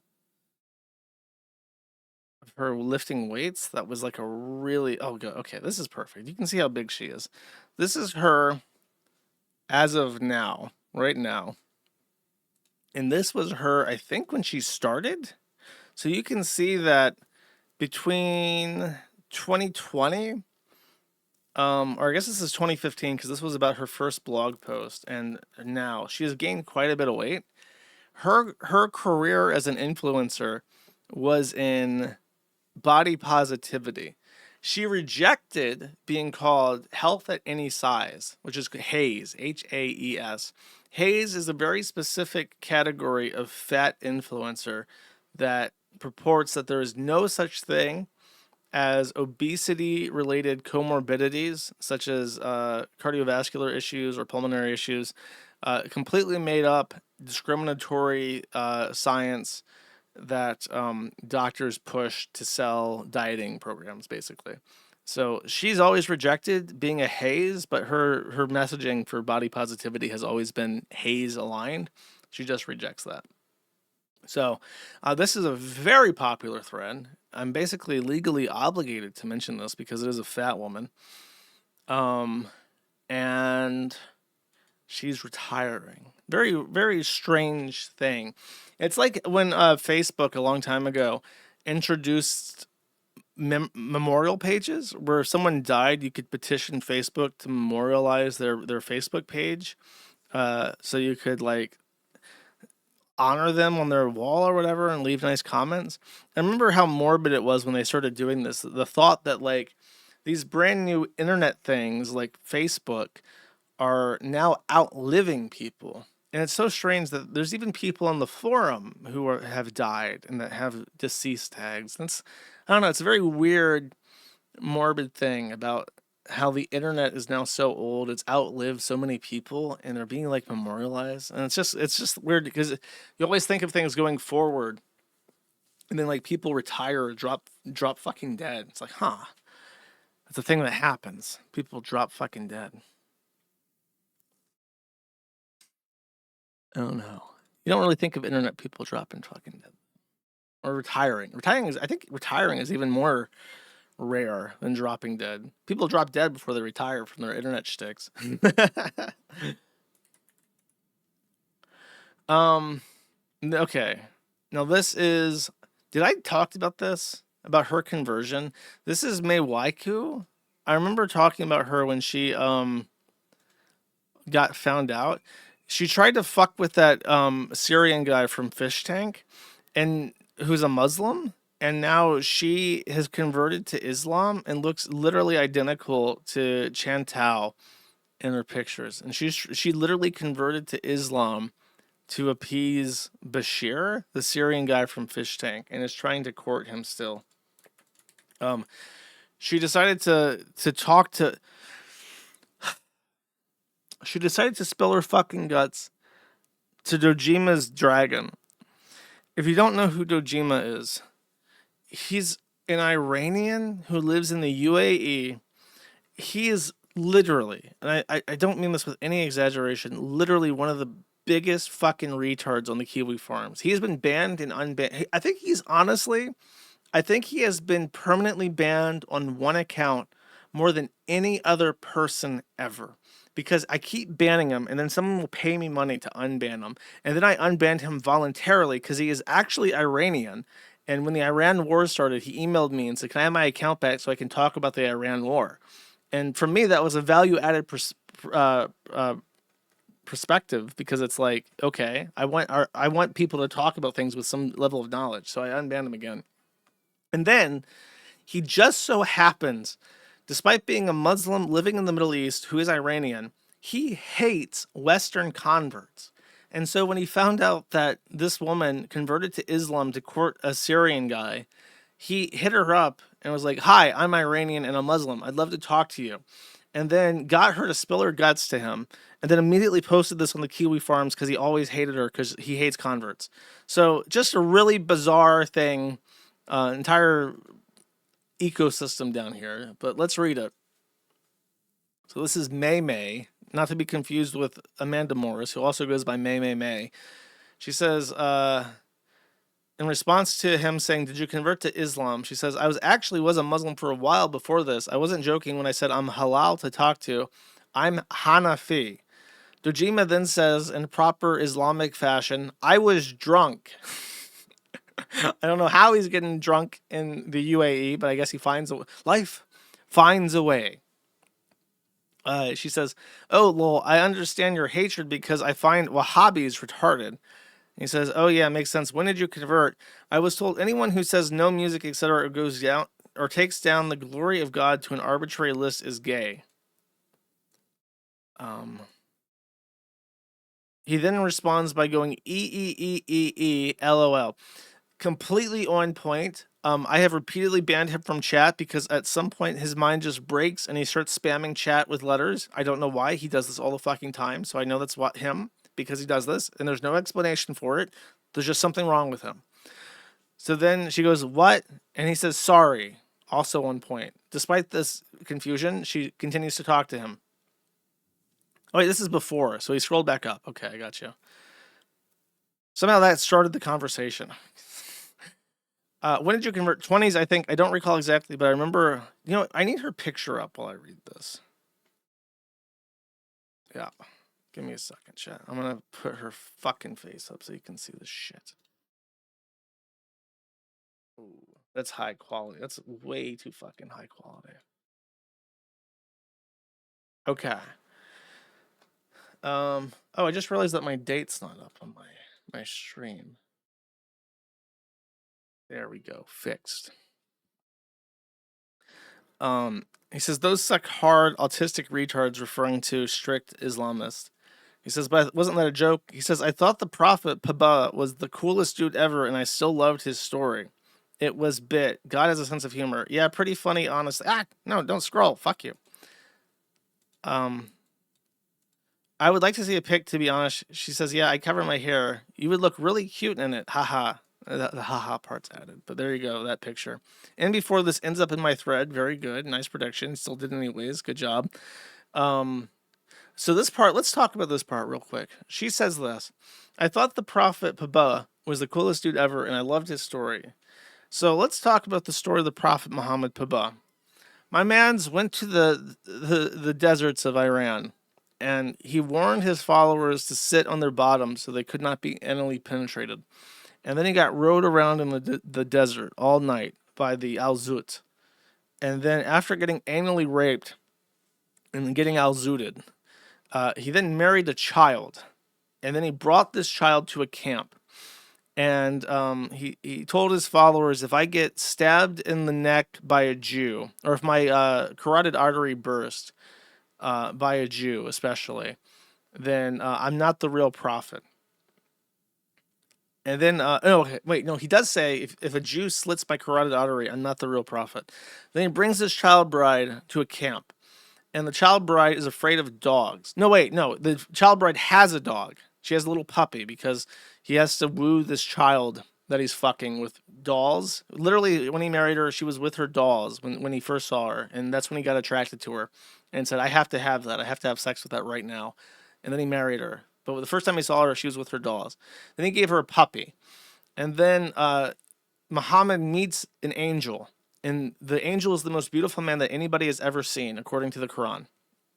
And then the angel is afraid of dogs. So every time the angel comes to visit, Muhammad has to send the child bride and her puppy out of the tent so that the angel can visit because he's afraid of dogs. And then they correspond in private, and nobody's allowed to see this. It is widely believed that this was a gay man that Muhammad was having anal sex with, who just so happened to be afraid of dogs, because I guess dogs are homophobic in the Middle East. And then after he has a bunch of sex with the angel, who's the prettiest boy that anybody's ever seen, he is then poisoned by a Jew after a battle.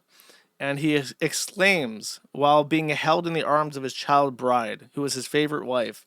And it says that explicitly, that his child bride was his favorite wife. He says, oh my God, it feels like my carotid artery is exploding. And then he dies. And then he dies in the hand of his arms of his child bride. That's his favorite bride, the child that he fucked, that he found with dolls. And then everyone was like, oh my God, the prophet has fallen. And then now there's 1 billion of them. And they think that he was the last messenger of God.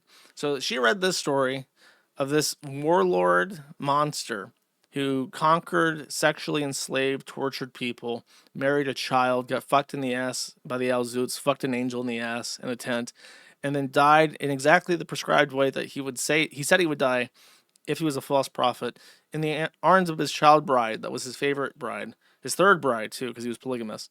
And then she's like, I loved it. I loved it. 10 out of 10. Peace be upon him. I'm going to cover my hair with this fucking carpet now. And that's a true fucking story. That actually happened. And I'm supposed to believe that.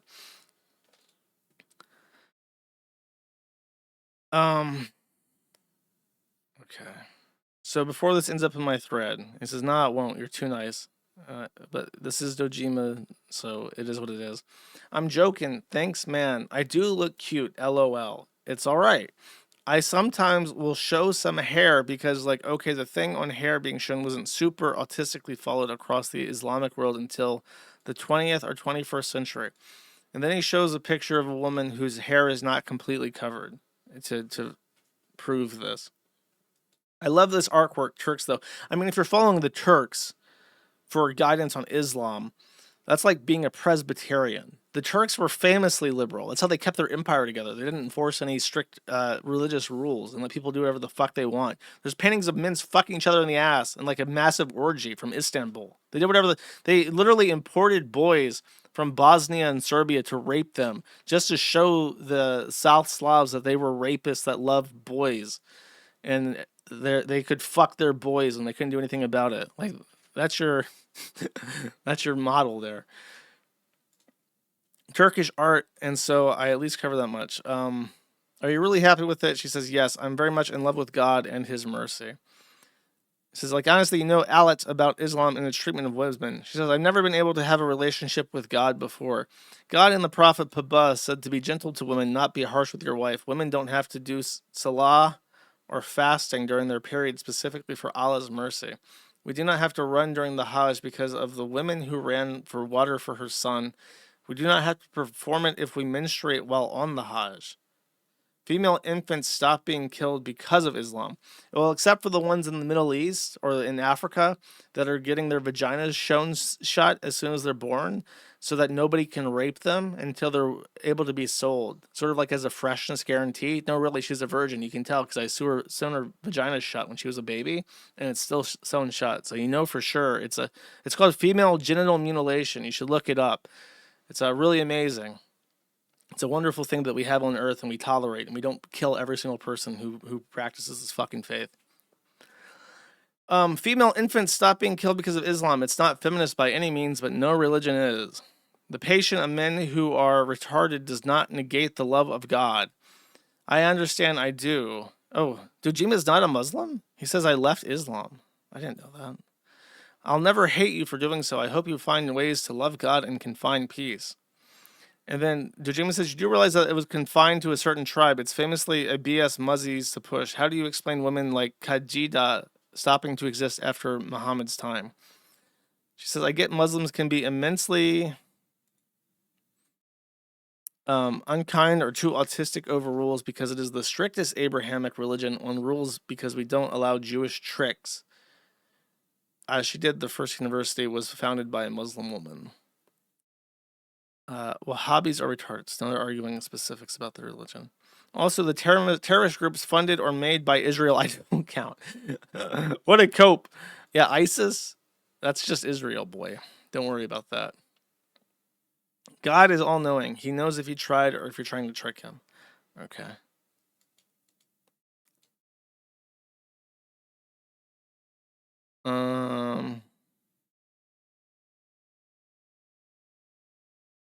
I love him. I love the way I love mankind. He brought me closer to that love. I'd be lying if I said I didn't want more of him, but it is not my will that decides it. God will do it. If it's meant for me, it will be. Is this about Bashir? Yeah, it is about Bashir. I'm not trying to Xena him, though. I'm genuinely trying to change. Lust is a sin of mine. My intentions are pure with Bashir. I want to do nice things for Jim. I am wife material. He knows I like him. It's obvious. He's a bit afraid with women, to be honest. But again, only God can open his heart. He's not ready yet. He's closed off to women right now. He needs some one-on-one time with Muhammad. Muhammad needs to regale him with the stories of the men of Balzut and the beautiful angel, so he can open his heart and learn to love. I will always love him and have love for him. What's gay? You're gay. And her avatar is like a Japanese thing of a trans dog getting its head decapitated. Okay. Nice. Very nice. Very nice. Nice little homegrown mental illness here from the Kiwi Farms. I get to read for you. Okay, let's get rid of the fat bitch. Next. It has been long speculated. It is basically confirmed, but not really. Radfem Hitler has said this in multiple places, that she's in a long-term relationship with the Richard Spencer. And I mentioned a stream ago that Radfem Hitler is very pregnant. Apparently the baby has been born. It is a Taurus. She says that its father is also a Taurus. Richard Spencer is a Taurus. So it's all but confirmed that Richard Spencer has had a child with Radfem Hitler. This is allegedly the fourth child of Richard Spencer, and he has had 3 other children with his ex-wife, and she is now the mother of his fourth. So Richard Spencer out there saving the white race. I don't know what the fuck she gets out of it. One of her tweets was something like in a reply to a message like, "Why the fuck are you dating Richard Spencer?" And she said something like, "He's handsome." So heroic frontier feminist Radfem Hitler has an adulterous, lecherous, gross, skeevy federal agent's child, his fourth child, with a second woman, because she finds him handsome. Very good job, Radfem Hitler. You make us all proud. Next. H Bomber Guy. Oh god, this is so hard to explain. H Bomber Guy and Patricia Traxon have had a confrontation. H Bomber Guy skeeted this out to the world. He says, "It can be quite funny. Someone can notice their former friends distancing themselves, wonder aloud why that might be, and then go back to tweeting, 'I can't think of a single good argument against Lolicon.'" We're touching the third rail again, this stream chat. If you don't know who Patricia Traxon is, allow me to refresh your memory, because you might remember this.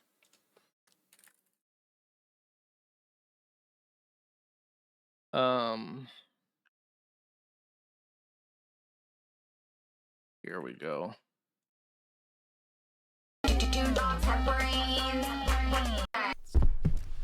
Lieutenant Data, Catgirls, it's all connected. Alpha and Omega was released in 2010 by Crest Animation Studios to widespread critical derision and financial ruin.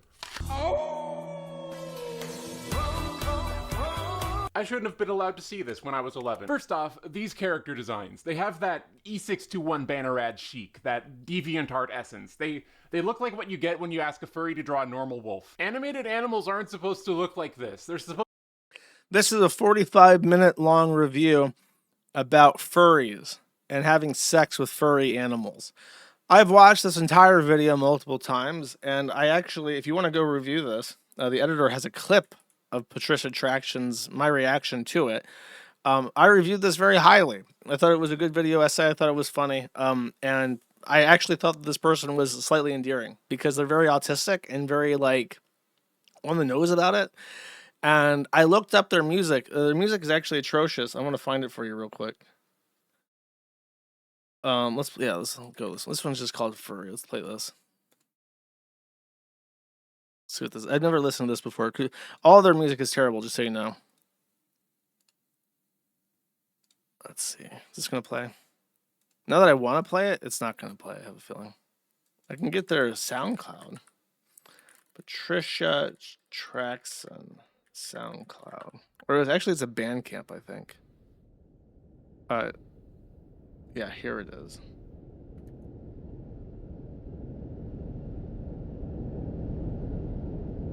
Yeah, let's go to the Bandcamp. I'll pick a different one. In Your Orbit, Ignition, Bicycle, Tech Dog 1 through 7, Agnes and Hilda. Ah, this is the one I remember. Yeah, this one. This is okay. Get ready, chat. This is a fucking banger. You're not mentally prepared for this song.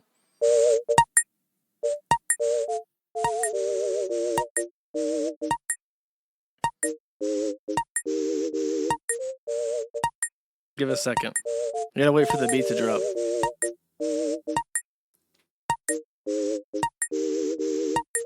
Agnes and Hilda ain't just two pretty faces. They're two old ladies on a promenade down the avenue, here to strut their stuff and enjoy the view. You might say they look a little different, but they got a lot in common. They could talk a lot about it, be it artistry, green tea and red wine. Like any other women, they're here for a good time.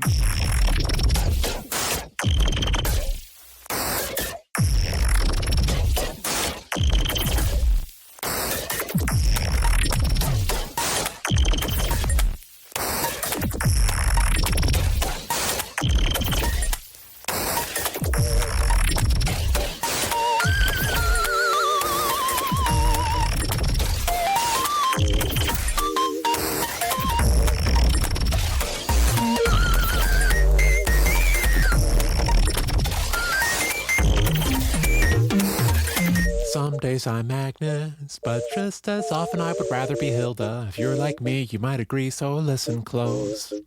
¿Por qué no las dos? Okay, so you have to understand, Chad. I'm a true connoisseur of weird stuff. I'm not a fucking faker. Okay, I know that in this world, it's cruel, and I have been left behind. I'm no longer the cool kid, but I am an OG appreciator of weirdness. And I understand that this poor autistic really just does not perceive any media in any way that is familiar to us, which is why I find them slightly endearing. However, the downside of this is that all autistic people are sexual freaks. And Patricia Traxon has not only touched the third wire, has salivated over it, licked it, tongue kissed it. And this causes issues because moral fags like me happen to align with moral fags like Bomber Guy. And we gatekeep such people out of mainline existence, okay? Bomber Guy vague tweeted like a bitch that this poor autist should probably shut the fuck up about Lolicon and never talk about it again. Being a Spurg, he basically said that, you know, if you're just jerking off to little kid pictures, whatever, it's all good. So he's had to walk this back, and I feel kind of bad for him. It's hard for I suffer from this thing, and I had the same issue with Chris where, when it comes to the profoundly autistic, I never can tell where actual autism ends and learned or feigned helplessness begins. And this is a real problem with the mentally handicapped. You would assume that someone like Chris Chan is just permanently retarded. And everything that Chris does is the byproduct of a retarded person acting retarded. But you would be wrong.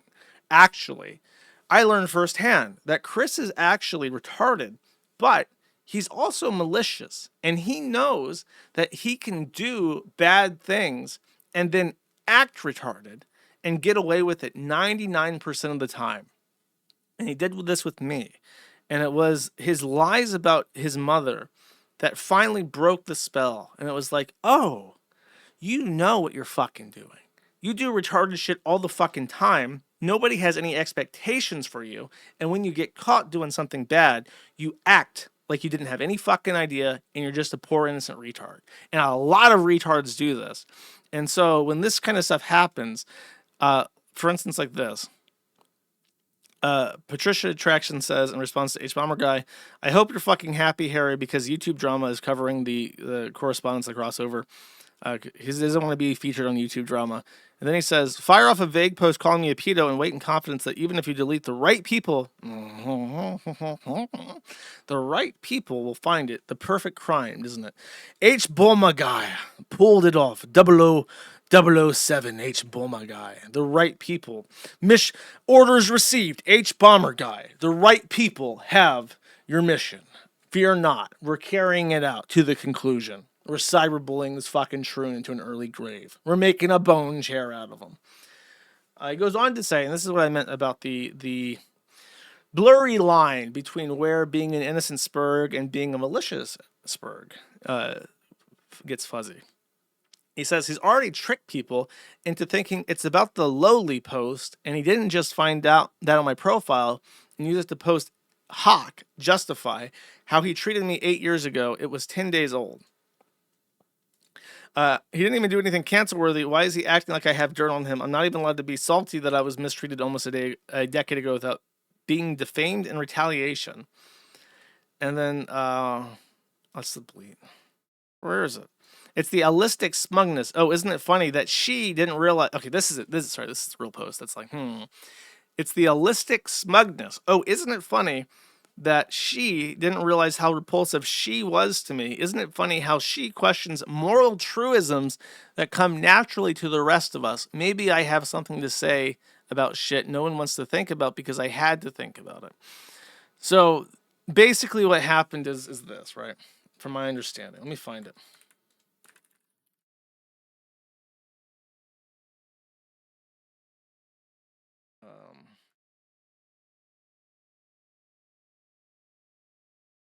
Oh, I can't find this fucking image?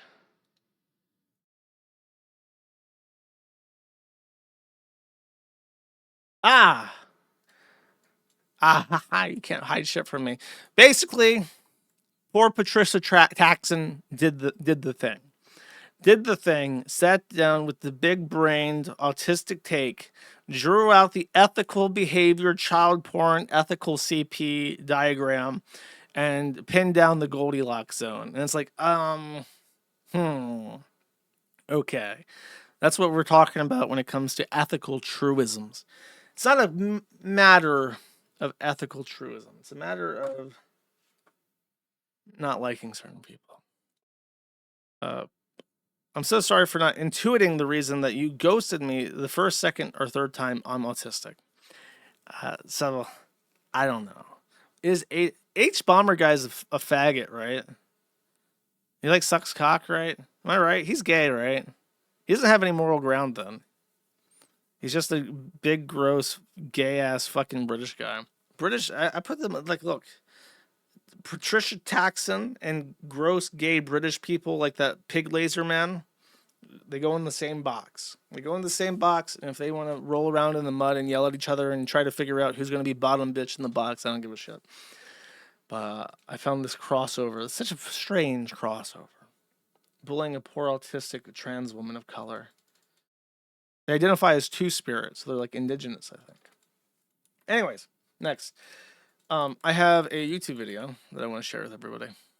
Because, I would be remiss not to, right?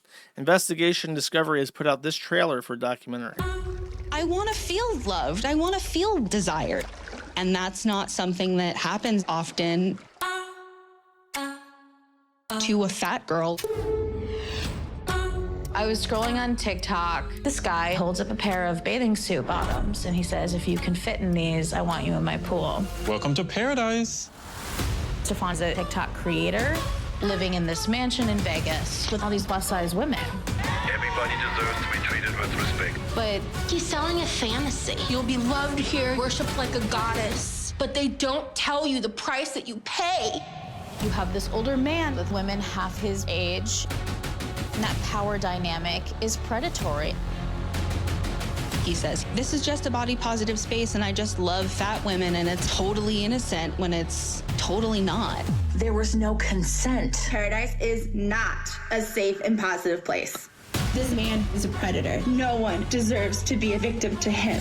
He gets off sexually watching people eat and gain weight. It can kill you. 911 emergency. Do you need police, fire, or medical? Medical. Had it not been for paradise, she could be alive today. I need to finally tell my story. Are you a dangerous man? Big Girls Wanted, Escaping Paradise, an ID documentary event. Premieres June 10th on ID. June 10th. After me and PPP finish up Amazing Digital Circus, maybe we can watch this. In case you're wondering, it has a very, very comical German accent where he's like, yeah, I just love some big fat girls, yeah. But, chat, don't be fooled. German, he is not. I have a short for this. Let's watch this.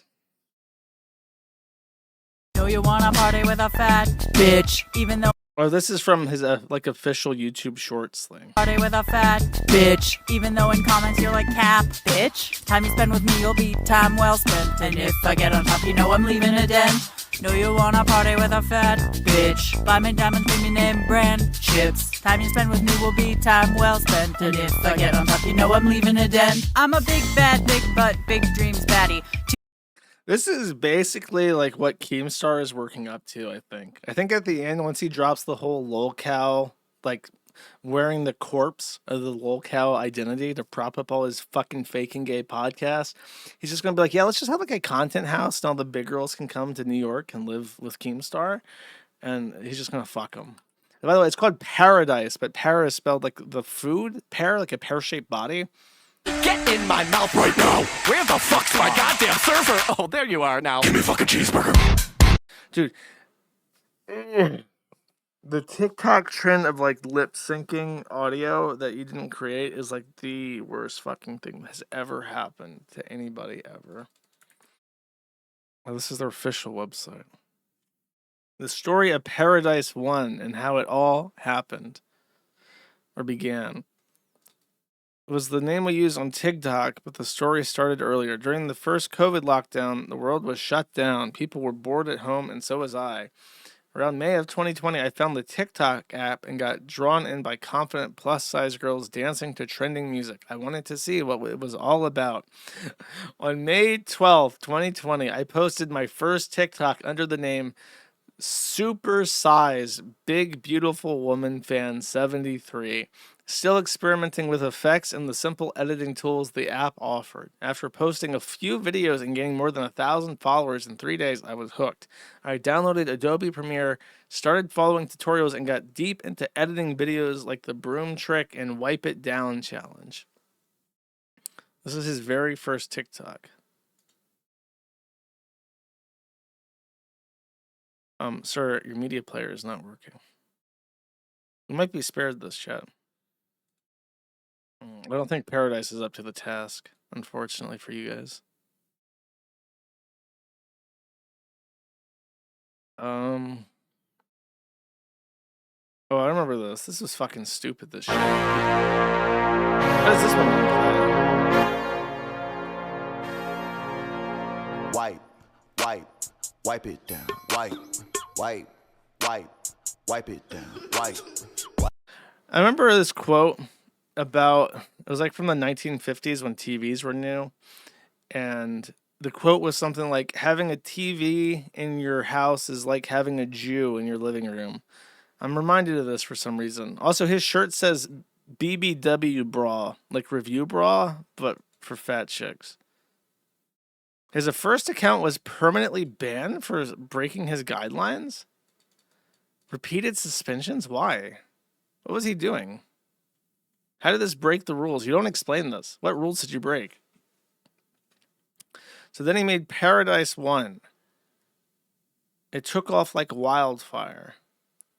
A place where body positivity is real and everyone is beautiful just the way they are. Swimsuit check Paradise Edition. The most viral TikTok I produced, over 16 million views. Bat swimsuit check.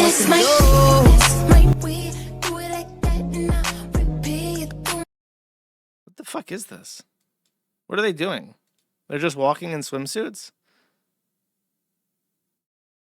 Was this like a viral trend because it was just like young girls in like slutty outfits and people just followed that, and then this one got like swept up in the algorithm as well? Is that a trend? Is that really a trend on TikTok? Like, what do you look like in a bikini? What a trend. What viral content. I'm pretty sure that TikTok is just popular because it's like for teen girls who want attention, and then also like the dads of teen girls to perv on teen girls. I feel like that's the entire app. That's like the entire momentum behind it. There's like a huge valley here. People actually use that shit. It became a community. They were creating and having fun. And then the permanent ban of Paradise. What? Why was it banned? Was it banned for like sexual content? What the fuck? Why was Paradise 1 banned from TikTok? Explain this to me, computer.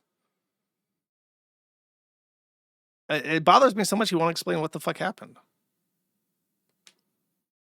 Taking too much bandwidth? Some Chinese guy like looked at this like, what the fuck? These are all fat bitches.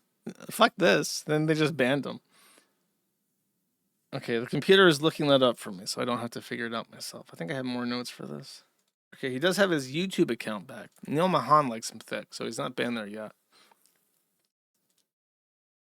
He only has 1.5 thousand subscribers, so he did not transition from TikTok well. He's now suffering. He's languishing. Why does he have colored hair now? It's the motherfucking DR. If my penis was a car, what kind would it be and why? Dr. Dre, A Porsche because it's fast, reliable, and made in Germany. I don't think Porsche is exactly as the. What's the most Jewish car? Most Jewish car, like a car that has like a really big hook. The Toyota Sienna? In American Jewish culture, particularly within Orthodox and suburban communities, the Toyota Sienna is widely known as the unofficial kosher car. What the fuck?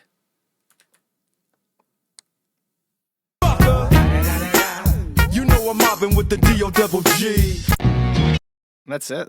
Is that really what passes? Oh my god, bro. I'm like PPP watching the amazing Digital Circus whenever I get exposed to TikTok culture. I'm just like, really? Really? Honestly, people watch this shit. People actually watch this with their fucking eyes and ears. And they internalize it and they reproduce it. Okay. And apparently one of the people in Paradise is a person who has a thread. Oh my god. This post is all the way back from 2015. Rosie Skaggs. That's an ancient thread. That's crazy. Is it known? Have they posted in this thread yet that she's on? Yeah, dude. That's an ancient thread. That's crazy. Huh. Maybe she can be the new Amberlynn now that Amberlynn sucks and is faking gay on Keemstar's fucking faggot-ass podcast. Can only hope. All right. I would like to introduce you guys to somebody. I might have shown this on stream before, but now it's official. If you go to Twitter and look at anything related to the Kiwi Farms, you will find 100% this account replying to every single thing all the time. He has tens of thousands of posts on Twitter, and all of them are about me and the Kiwi Farms. And he's supposedly an insider who has the inside scoop on the Kiwi Farms. This is the same exact guy, I thought, that was helping Liz Fong Jones and was mentioned as Shawn in like articles about how Liz Fong Jones had an inside man working on the Kiwi Farms. This is Shawn Walker. Also goes by Psychic Espion. Where's this guy's fucking picture at? I want to show him. This guy talks like a fucking anime super. This guy talks like an anime supervillain, as if he's Light. No, I'm Light. Light's the bad guy, right? I'm Light Yagami, the Shinigami killer, right? And he's L, and he's hunting me down, and I'm Light, and he's gonna take the Kiwi Farms death note from me. Okay, so just keep in mind when you watch this and you read this, this is the fucking face. Actually, you know what? Let's put this up here. And you know why he's mad? Do you want to guess? It's a really profound thing. Nobody has ever been mad at the Kiwi Farms for this reason. You want to guess? You want to guess what it is? It's because he has a thread. And he has literally tried to extort me by proxy by saying that if I delete his thread or just lock it, he will stop obsessing over the Kiwi Farms, which to me sounds like a very compromising thing. I was told that he's the L to my Light Unigani, and he's hunting me down like the bad man that I am. But yet all he seems to want is a special favor, which I'm obviously not going to oblige. So here's the rundown, basically. Tread Miller said that he hated me, and he was going to flip sides, and he wants to join him. So he started talking to him, and because he's a very gullible autistic retard, he spills his fucking guts to him over the course of a couple days. This guy's origin story is he is a Christian fail troll. During that era of Chris, right before the incest saga, he was Psychic Espion on the Christian Discord server. I remember him because he was annoying as fuck. And I never interacted with him. I never had any negative interactions with him. I was there only because Christian wanted a friends Discord, and I helped him set it up. He wanted a place where he could talk to My Little Pony influencers and his biggest suckasses. And one of his biggest suckasses was this guy. This guy sucked Chris's asshole fucking spotless to the point where Chris considered him a friend that he wanted in his inner circle alongside My Little Pony YouTubers. Like that derpy woman that he obsessed over.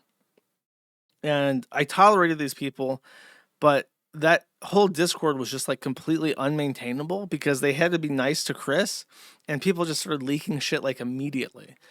But for some reason, and I literally don't know why, for some reason, he has always hated me since this saga. I have never done anything to him. I have never maligned him. I've never done anything. And I always thought like this guy, whoever the fuck he is, because I didn't know, I had to have done something that like mean to him, because you know me, when someone pisses me off, I just call him a faggot. And some people take that really to heart, and they think I hate them and I obsess over them and I'm like their sworn enemy because they've got autism and they've got a big ego.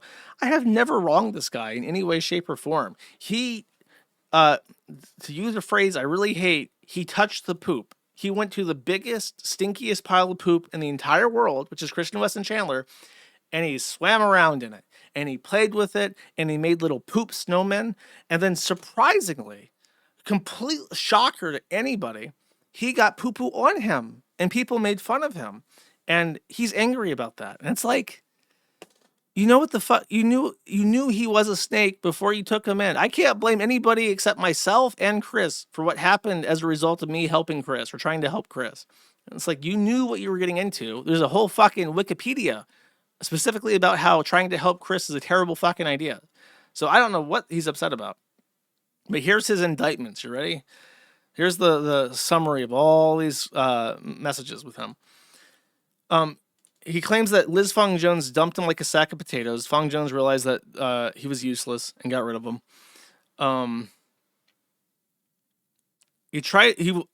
Okay.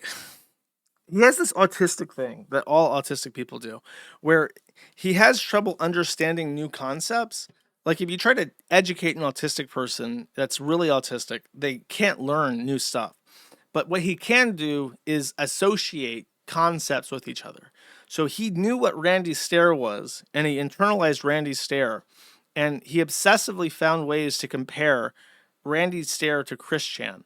And he was he constantly brought up Randy's stare with Chris and tried to get him to channel Randy's stare, which if I remember correctly, Randy's stare fucking killed somebody.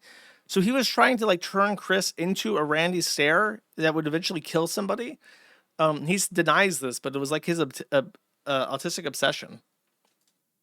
And then he made something about the final protagonist. He wanted to be the final protagonist of the Chris Chan universe because in his world, the wiki is like a fictional narrative, and he was going to be like the final hero or some shit, and everyone would love him, and he would be hailed as like a hero in the... Just so you know, buddy, all that shit's fake. The entire Chris Chan written universe is fucking fake. If you talk to Marvin, all that shit's fucking fake. The narratives and the arcs that are recorded on the Quickie are recorded as a fictionalized version of what actually happened. Chris never had an interest in doing half the shit he was put up to. He had a constant ring of trolls around him in the beginning who impersonated everybody he knew and impersonated all of his friends and constantly hype-manned him to get him to do certain things. Like the Casey call. The Casey relationship, entirely fake. Chris Chan didn't like her. That's why he didn't care. If you listen to the father call, you might just think, based off what's written, oh, he's a really bad boyfriend. He doesn't care at all about his girlfriend, Casey. Oh, what a jerk. The fact is, he never cared. They constantly had to coax him along to get him to care. And that's why he seems like so disaffected when he's talking about his girlfriends, like the Australian girl that supposedly burned alive in Australia. He's just like, oh, I hope she didn't die in the fire. It's like, yeah, he sounds like he doesn't give a shit because he literally doesn't give a shit. It's all fucking fake. They have to keep pressuring him to get him to do stuff.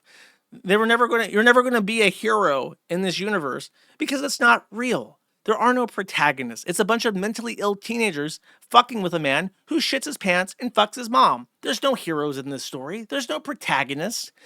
There's just villains. They're all villains. They're all fucking weirdos. I'm a fucking weirdo. Because truth be told, I was trying to help Chris in some roundabout way that it might help me. And that's everybody. I just thought that I was doing it the nicest. I was the protagonist. But no, we're all fucking assholes. And if we were all smart, we would have never have done anything. We never would have interacted with Chris. We're all bad. That's the truth.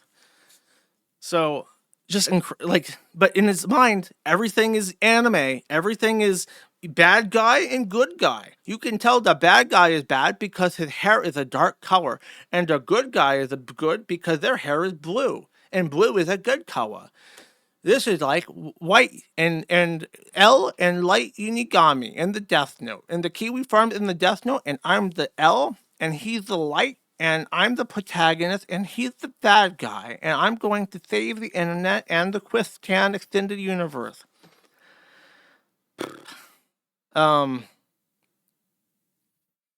So he's just obsessed with me. He has been for fucking years. But he misses the forum. It was just insane. Just join the fucking forum. Look, you just go up to the top and you make a new fucking account. Nobody would even know until you start spurging about fucking Randy Stair again. So here's it. Okay, honest to God. The people who really hate the forum and who hate me have developed an entire extended universe of weird shit about the forum and me. And I would like to go over this. If you've ever heard me reference a secret cat, the secret cat is one of their memes. Because sometimes you hear a sound in the background of my room, and the theory is that there's a cat, and I have to keep this secret. Now, why I would keep a secret cat secret, I don't fucking know. Why that would be interesting to somebody if I have a cat or don't have a cat, I also don't fucking know. But this is an actual conspiracy. The secret cat exists. They've speculated on it for years about the secret cat. But here's the other conspiracies. You ready? Null transitioned in 2022 or 2023. Null fell in love with Katsu Kitty. If you don't know, Katsu Kitty was one of the first admins on the Kiwi Farms back in this time period. Now, again, for an autistic mind, this is very hard to understand. But things are not static. Things are not always the way they always have been. And they won't always be this way forever. Things change. In the early years of the Kiwi Farms, this was before the transgender craze. One of our early admins in the Christian era was a guy called Katsu Kitty who was gay. And he was an admin. And this was okay because it was 2014 and there were no issues with weird tranny shit at this time. When the tranny shit happened, Katsu actually trooned out. I like Katsu. He was a nice friend. He was a good administrator. And he was one of the only people ever to actually help me technically administrate the Kiwi Farms. And so when he trooned out and left, that's pretty sad. Because I considered him a friend. But of course, in an autistic binary world, we have to have been gay lovers. Because that's the only way that would make sense. And in the autistic binary of only understanding the present as an endless past and future that has never changed, tranny shit back then was the exact same tranny shit that it is today. Null is a pansexual. Null hates troons because they remind him of himself. It couldn't be that they've tried to censor my fucking website for 10 plus years and have sued me and sued my best friends and tried to censor the internet and managed to get the most powerful financial institutions in the entire world to come down on absolutely everybody. Has nothing to do with any of that. Null and the Kiwi Farms won't be around by 2028. Those 800 Kiwi Gold subscriptions are just Null collecting the bag before running away. I promise you my bills are way too high for that. Null is greedy, like DSP for not stopping at 600. The goal was 600. It still is. 600 is like the minimum. I've raised it to 800. The reason why I raised it to 800 is because if I want to keep adding cute new icons, the goal has to keep increasing to add more stuff. Obviously, 800 is better than 600, but the goal is still 600. The Kiwi Farms will collapse hard when Null does something that nobody will like, revealing more of his dark side. The block then forms Null is 1 day away from coming back out. Null probably has BPD. Okay. Null is more comfortable now revealing his pedophilia, referring to the Pragmata Diana post. Okay, this is the most insane shit. When I picked out pictures of like how fucking creepy the Pragmata child is, it became like a flashpoint for fucking retards to say like, look, he's looking at children sexually. Like, no, I'm putting out how fucking creepy this shit is. I still don't understand the people who are like defending that shit, but I don't know. Apparently I'm in the minority there. And apparently the beauty parlor enables me. Null could have closed down the Kiwi Farms and walked away after the hack, after Christian got arrested and during drop Kiwi Farms. I mean, I could fucking turn it off right now if I really wanted to, but why would I do that? He wants to make his own forum, by the way. He wants to take over the site. He wants the Death Note. That's the whole thing. Even he considers himself the L to my light Shinigami, but he just wants the Death Note for himself, basically. Clyde thinks that Null needs to stop listening to Cancer and said Null could talk to Shawn anytime. Why would I ever want to talk to you? You're a fucking loser. You're a fucking faggot. You're a demented fucking faggot. Like, it's unreal that you think you can just like buzz around like a fly eating shit to a crowd of like 10 people for 5 fucking years because you can't get over the fact that you're not the final protagonist of the Christian era, and then bring me to like a negotiating table to demand that I close threads and we can just pal around? Like, you should fucking kill yourself. You're a piece of shit. Oh, but then he's afraid. He's afraid to talk to me, I guess, because he's afraid I'm gonna kill him or something. I'm gonna open my death note and write his name down and force him to commit suicide, as I did all those poor innocent trans women. Both made a very original comparison between null and low tax. I have never in my life been called low tax, and this is so offensive to me. Rumors of null grooming an heir to take over the Kiwi Farms. Tough fucking luck with that. I can't think of anybody who would do half what I do. Maybe Crunk, but Crunk can't assume any kind of liability. He would peace out the second that there was any kind of reason he has to dox himself. Many people thought Null would hand the Kiwi Farms over to Marvin in 2020 when Null was getting burned out. Null will never grow the Kiwi Farms as that ship sailed a long time ago. Well, we'll see about that. That might be right. Regarding Chibi Reviews, this is what they need. Oh, this is the new final protagonist. The anime lolicon is going to bring me down. And initially, Clyde has a really low opinion of Chibi Reviews, but sometimes later, Clyde says he thinks Chibi Reviews is toying and baiting Null for the lulz. I mean, he's doing it for money, not for the lulz. And that's it. So there you go.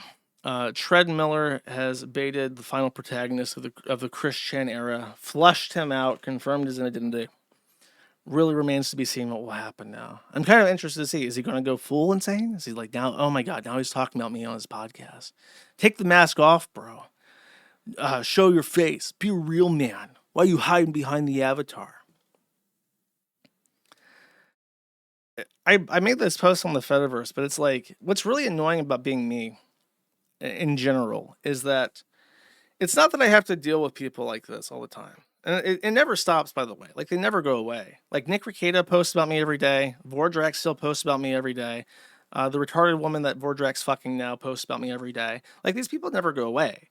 So it just builds over time. Like, the number of people who hate you and obsess over you every day never goes away. And, but that's not the issue. The issue is that people like this are free to do whatever the fuck they want. Liz Fung Jones can do whatever the fuck he wants. If he DDoSes me, I have no recourse. If he attacks my security providers, I have no recourse.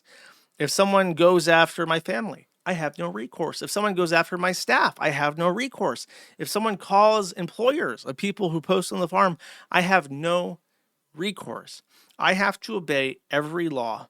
I have to obey tax laws better than anybody else, more than anybody else alive. I have to make sure that what I do is not only completely and totally compliant with the laws and regulations of every relevant authority in the entire country, and it also then has to be morally consistent with the framework that I, as a horrific moral fag, have built myself.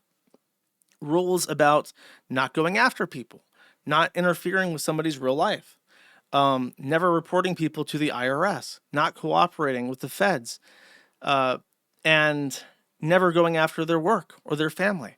And it's like, if I, God fucking forbid, if evil Blockland Josh did come out and I could go double barrel and just empty out all the things I know to do to fuck with people into someone I really hated, it would feel really good. I'm just going to say it.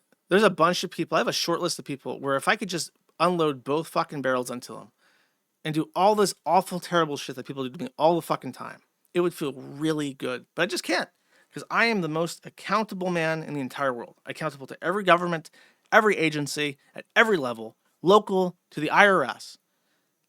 And I also have to be the goodest boy all the time, because if I do anything untowards, then people develop it into their lore, their personal accountability track for everything I do. So I have to be the goodest boy all the fucking time to maintain my reputation, maintain the reputation of the forum, and to stay out of trouble.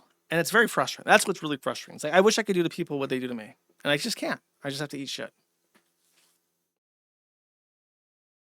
Anyways, that's my vent. Narrow.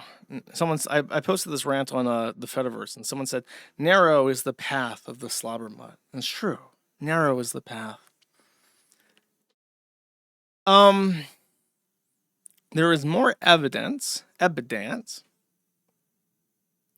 the Chud the Builder case. My torch does light the fucking... Thank you. You know what? I have a hamster for this. I'm just going to throw. I don't get to post this hamster very often, but now that you've said that, I feel like doing it. I'm going to bring him out. Where is he? Aha! I need my news ham for it because it's like a separate hamster that sits on top of it. There he is. Oops. It's the Statue of Liberty ham. And guess what? Her torch lights the way, chat. That's me. All right. In the Chud the Builder case, they have found evidence in his car. They found body armor, firearms, and a one-way ticket to Istanbul, Turkey. I would love, in the chat right now, to hear your thoughts as to why Chud the Builder was planning on going to Turkey. Was he planning on going to Istanbul and saying the N-word at Turkish people? I don't understand. Was he planning on fleeing the country? How would he get a ticket to flee the country before he had charges? I mean, I guess he was already facing issues with his bail because he had been released. A hair transplant? He has hair, though. Is this a joke? He has hair. More hair? I honestly can't tell if you guys are joking or not, because everyone in unison started shouting hair at me, and that sounds like a plausible excuse. Extra hair. We're fucking with you. Okay, good to know. Thank you, Evil Sponge. You really staggered me there. I didn't know what to say. That's all I have to say about that. He's still being held. Judge Poland, oh my God, reset the bond at $1 million. There was some fucking asshole, I can't remember his name, but one of these like weird kick guys that have like 50,000 live viewers offered to post his bail if he agreed to fight him or something. So I don't know what's going on with that, but 1 million is extraordinarily high. But I think he's being charged with like attempted murder as like a hate crime, so that would be why. Aiden Ross, thank you, chat. When I've been more active on the Kiwi Farms Twitter, I've been talking about promoting it and using it as a way to flow traffic back into the site.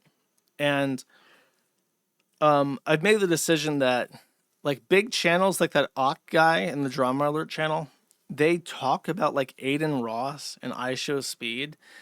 And I just think like, I'm not going to talk about any of those people.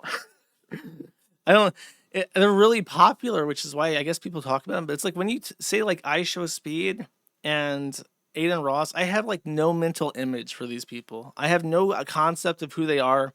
I have no investment in them. I just know their names because they keep cropping up. But it's like, I don't want to follow that shit. I have no interest in that shit. My shit is Patricia Taxon, Shawn Walker, and that kind of lame retard shit that I guess isn't in fashion anymore. Speaking of Chibi, I should have put this after the Shawn Walker thing, but Internet Archive or Anarchist, who has 1.8 million subscribers on YouTube, published a video about Chibi Reviews, and I'm actually shocked by how competent the brigading is from like this side of the internet. Like there has to be a Discord with 10,000 plus gooners, lolly gooners at the ready, who will take up arms and like mass brigade every comment section, every tweet with shit like this. Yeah, he got doxxed, but he deserved it for shit posting online video. So like he's a pedophile and he got doxxed, but he deserved it. It's like, yeah. Video is so shite he had to post it twice. They got up in arms because there was like one tweet that appeared for 5 seconds that was fake.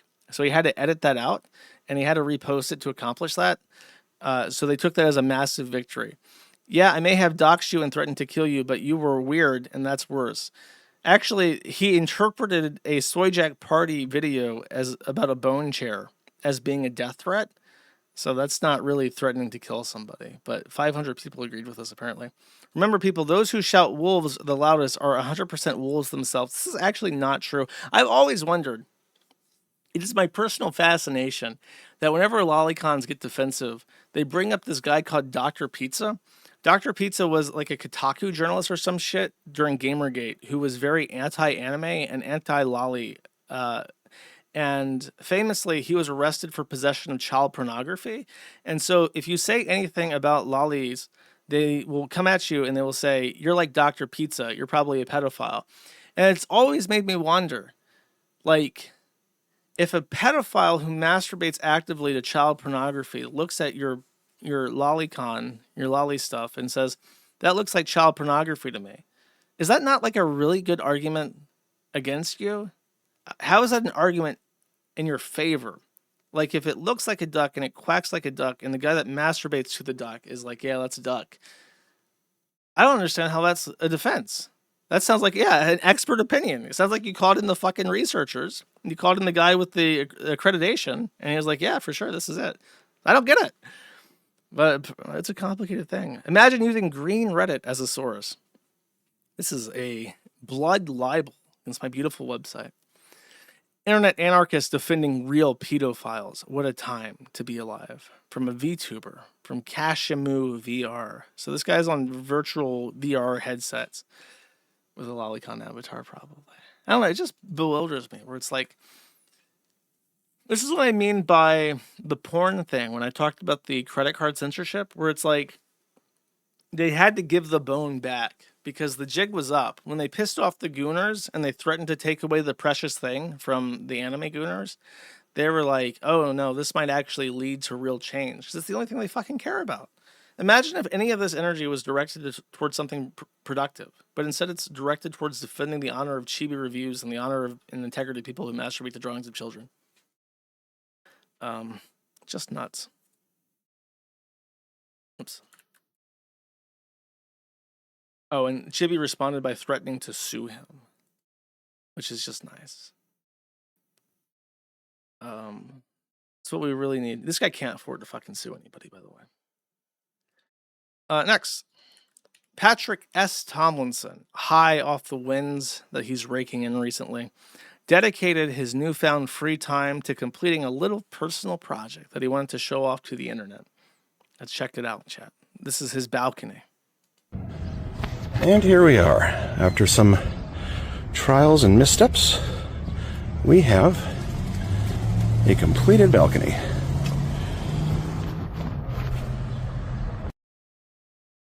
So, it looks like he just put some wood down on top of the roof of his, like, overhanging porch. And, I don't know about you guys, but that looks real fucking jank to me. You know what I mean? I guess it's hard to say, because, like, if you look at this way, like, from the beginning, it looks really, really janky and slanted. But now I think that he's leveled the railing. But the actual floor is slanted. So it had a sloped roof over the balcony, and he's decided to try to keep the balcony itself level, but the floor is not level, so it looks really slanted. And then when you have the post, the front facing side and the side facing side are at different heights. They don't match, which is very disjarring. But that's because of the slant of the floor. He wanted to align the balcony better to the level, and that side, on that axis, that is flat. So he doesn't have to have it slanted like on this side. So he kept this flat and it just doesn't align perfectly. I think that it is disjarring. It's very visually off-putting. I feel like it would have been better to keep the sides slanted as well, or to actually hire somebody to change the balcony overhang roof so that it's flat as opposed to being slanted. Yeah, why couldn't he level the floor? That's my thought. It probably is a lot of work to replace the roof entirely with something like that and keep it level. But so he couldn't do that himself. He could do the railing. And I imagine he's just like nail gun down the planks onto the actual roof underneath it. And he's just like, that's okay. That'll do. So, that's bizarre. It does not look good. Maybe once he gets his $500,000 from the city of Milwaukee, he can hire a Mexican to do it better. This is a very fun clip from Linus Tech Tips. Linus Tech Tips, of course, who is famous for saying that racism is dumb, and he race mixed with an Asian woman to obliterate the white race, very proudly, who has a declining media company and still decided to buy a private jet for an influencer travel agency. And what's the other thing? Oh, he had a tranny on his show. I forget his name. It was like Chris, I'm pretty sure. I can't remember. But he read this out aloud. He was on Discord, I think, and he decided to read all the names of people on Discord who he talks to. One of them was familiar to me and unexpected. Vast majority of creators that I talk through is through Discord. So of Nobody the wants to people use anything here, else. we've got Ludwig, I Gerald saw a Undone, couple of them in here. Yeah. Shroud, Finster, Bokabola, Elijah, and you. I think you count. Sure. And then the only work ones in here are Eshtek. I missed it. I saw a couple of them in here. Yeah. Shroud, Finster.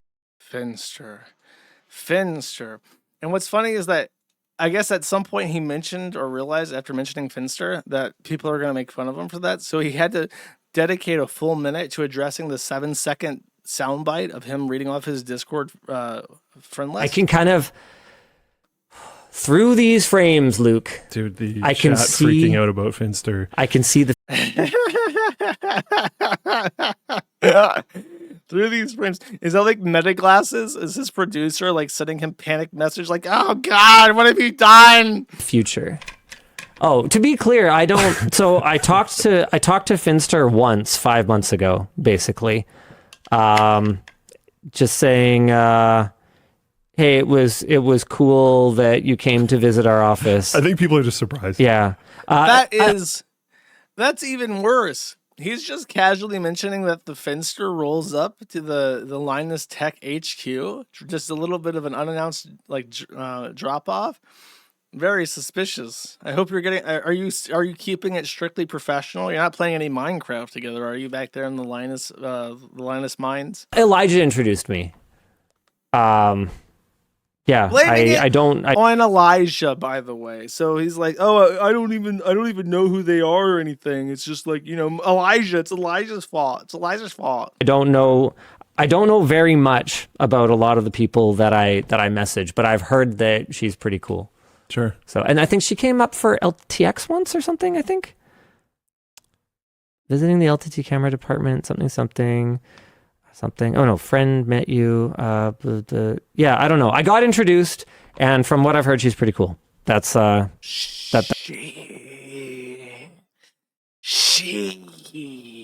all I know.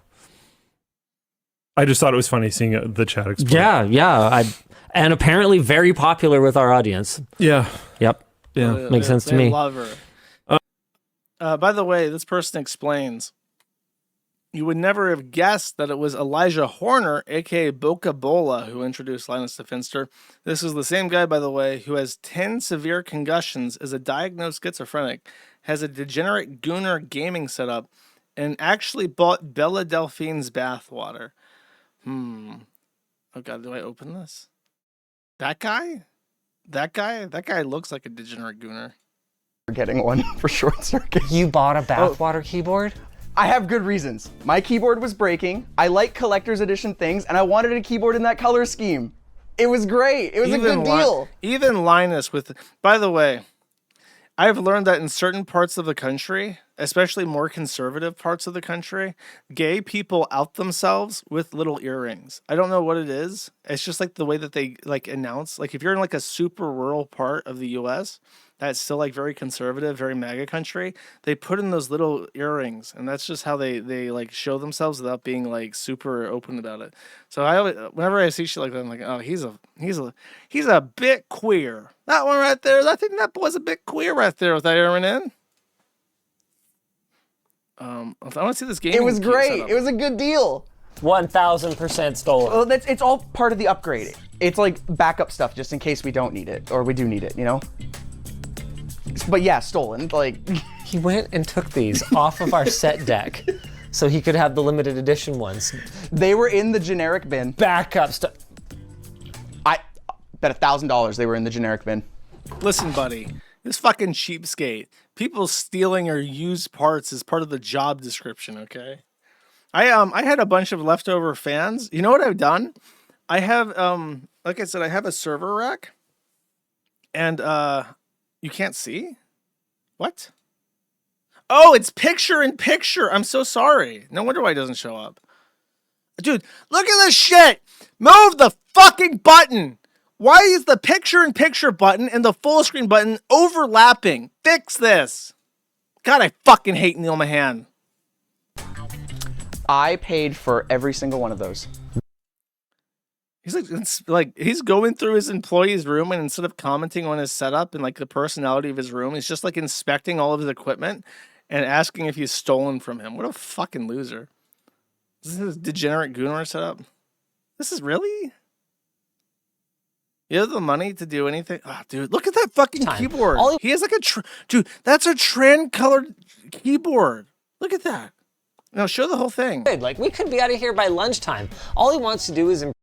That is a tranny keyboard for sure. That is not a coincidence. That's the white, pink, and baby blue. That's fucking tran-coded. Okay. Yeah, I believe it. I believe it now. This guy's a fucking sicko. Okay. Is that his computer? Is his computer just like an abstract geometric shape? Do people do this? Why the fuck would you expose your computer internals to static electricity in the air? Why would you do this? Bizarre. Anyways, that's the Finster update. Oh boy, okay, this is actually exciting. This is news that's up in my sphere, okay? I have spoken about PCON 1 on this stream many times. He is one of those guys on YouTube who I will listen to for background noise. And he annoys me at various levels. I'm aware that as he's a Twitch streamer, he has to be meticulous about his reputation, okay?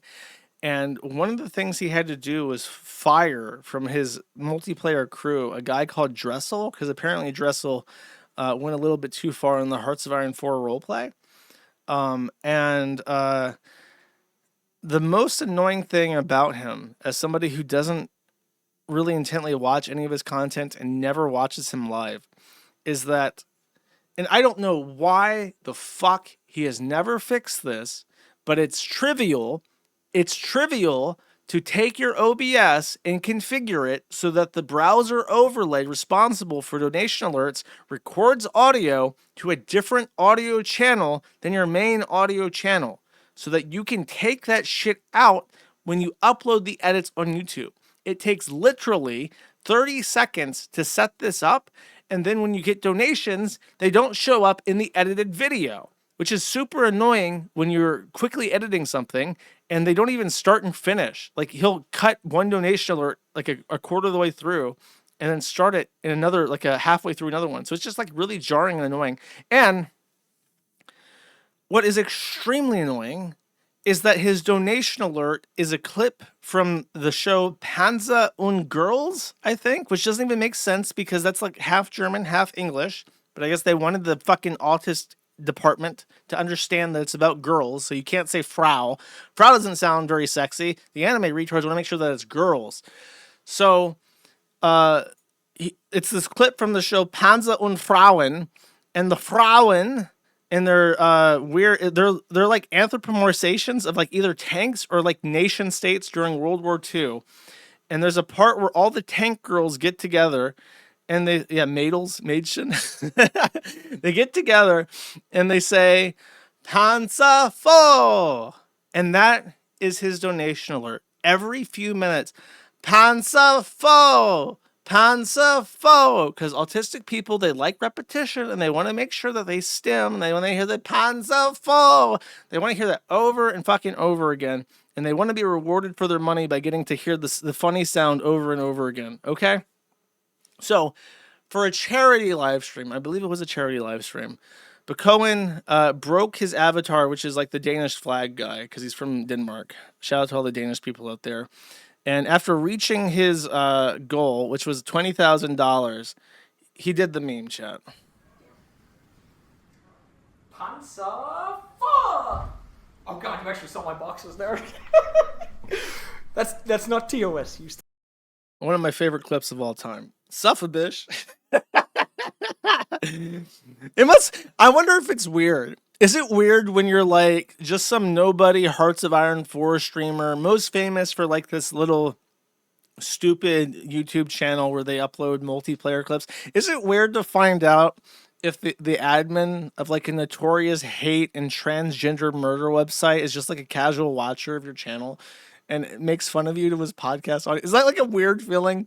I feel like that'd be a weird feeling. But then I don't know. I don't feel that weird when it's like famous people casually, like when Anna Kasparian casually name drops the Kiwi Farms. It's like it's funny to me, but it's not awkward. I feel like it's really awkward to know that the devil himself is like breathing down your neck. Someone confront him on this.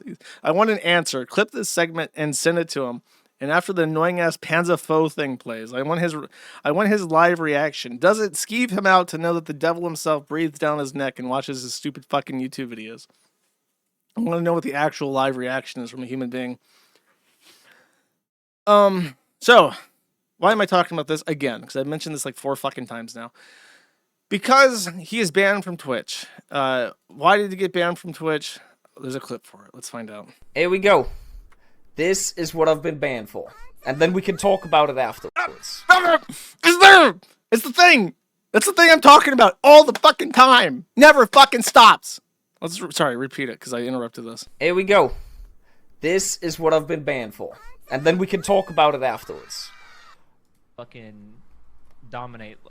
You should have glassed Russia. That's one thing that I am a staunch supporter of at this point. If anything, after World War II, the Allies should have just glassed Russia. That's my opinion on it. They were pussies for not just wanting to glass them. That's what it was. I don't know, but that would have killed a lot of innocent. Instead of dropping the second bomb on Japan, they should have just dropped it on Moscow. Bo is fucking holding blood feast. He's holding blood feast. No, they should have. They should have just gotten rid of them. Literally, just get rid of the Russia. Respectable bipartisan. I'm being dead ass. They should have just glassed them before they had their own nukes. I don't think John Fetterman Don't care. With hindsight, with the benefit of hindsight, and how retarded the Russian population is for not like doing anything against their fucking dictator and authoritarian regimes, they should have glassed them. They should have just glassed the whole fucking. Very hot take.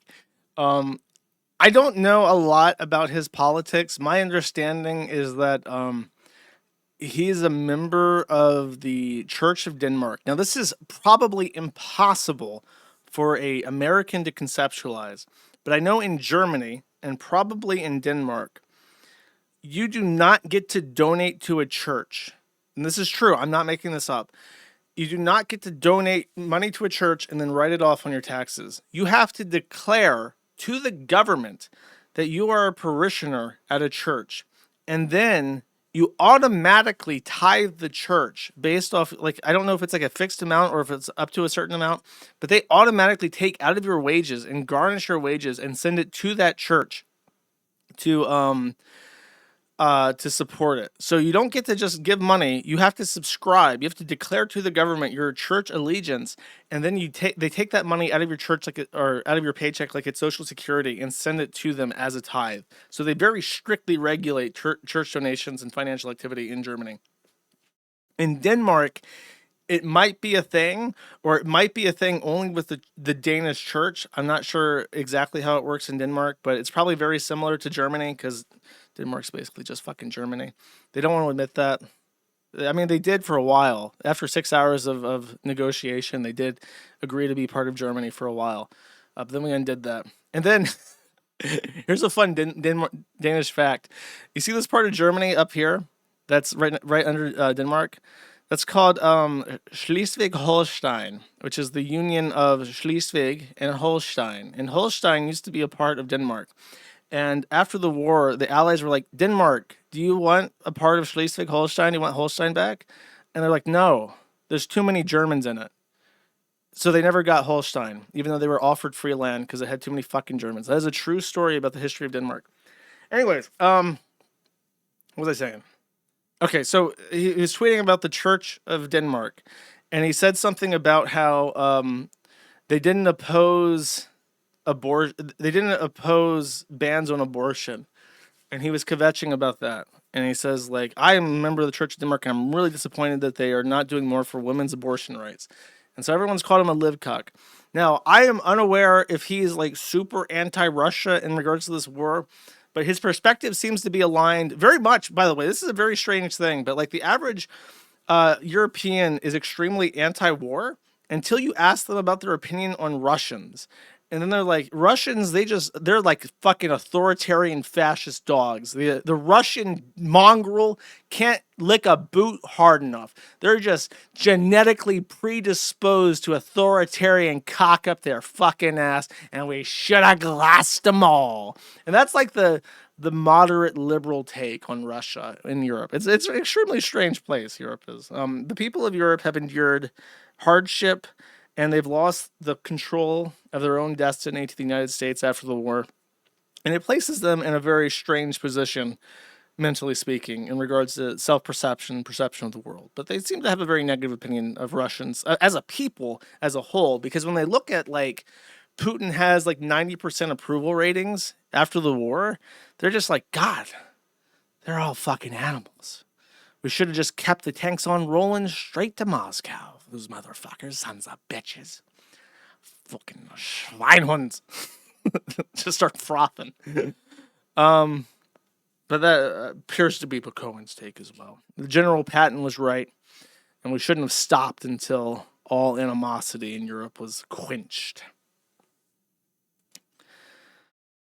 And that's it for that. It's a little, he got banned. The follow-up to it is that he is on Kick, and he's actually quite happy because Kick has a partner program where you get paid based on viewership. I am not in the partner program. I fucking emailed them like, hey, can I join the partner program? And then I guess that got flicked over to Evil Eddie's desk because I'm like flagged or something. And he said, fuck no. So I don't get paid for your viewership aside from what you give me. But PCON does. He just joined the platform. He's in the partner program already. And he gets hundreds of dollars just from his audience of 500 people watching him play Hearts of Iron 4. The fucking bastard. Oh, he's live right now. Fucker. I can't go there? Why can't I watch PCON? There he is. Watch, he's playing Hearts of Iron 4. Fighting slot, please. We can get the press mode. What is he, Canada? Dude, imagine this. Imagine you can play any country in the entire world during World War II, and you're like, Canada, buddy. I think that when you play Canada in Hearts of Iron 4 in a multiplayer game, you're stuck being the Air Force bitch. Basically, the way that the game works in multiplayer is that there's one guy designated like the Air Force bitch, and everyone sends all their planes over to the Air Force bitch, and he just manages the Air Force for everybody. I think that's what he's doing when you're playing Canada. So he's a fucking leaf right now. Anyways.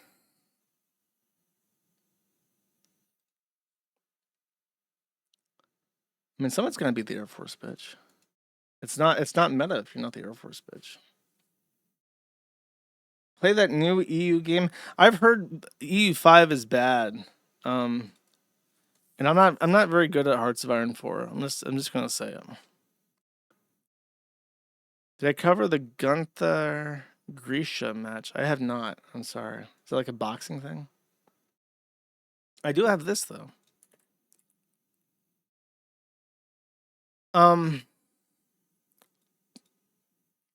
Okay, so Clavicular cut a deal. The world is not going to fall atop Clavicular. He's getting a sweetheart deal. Because let's be honest here. When you look Max, everyone's sympathetic towards you. Everyone's going to bend over for you, okay? And they're going to kiss your ass because you're just so beautiful. So he got a sweetheart deal. He gets 6 months probation, which will come off his record if he completes it successfully. He has to complete a firearm safety course, which I assume includes a special footnote about not firing it into dead gators in a Everglades. And he has to complete 20 hours of community service. So Clavicular has been given rehabilitative justice, and I'm sure he'll be just fine. Unless streamer hijinks cause him to fail his program. However, the real punishment was not what he was sentenced to. It was who he was sentenced by.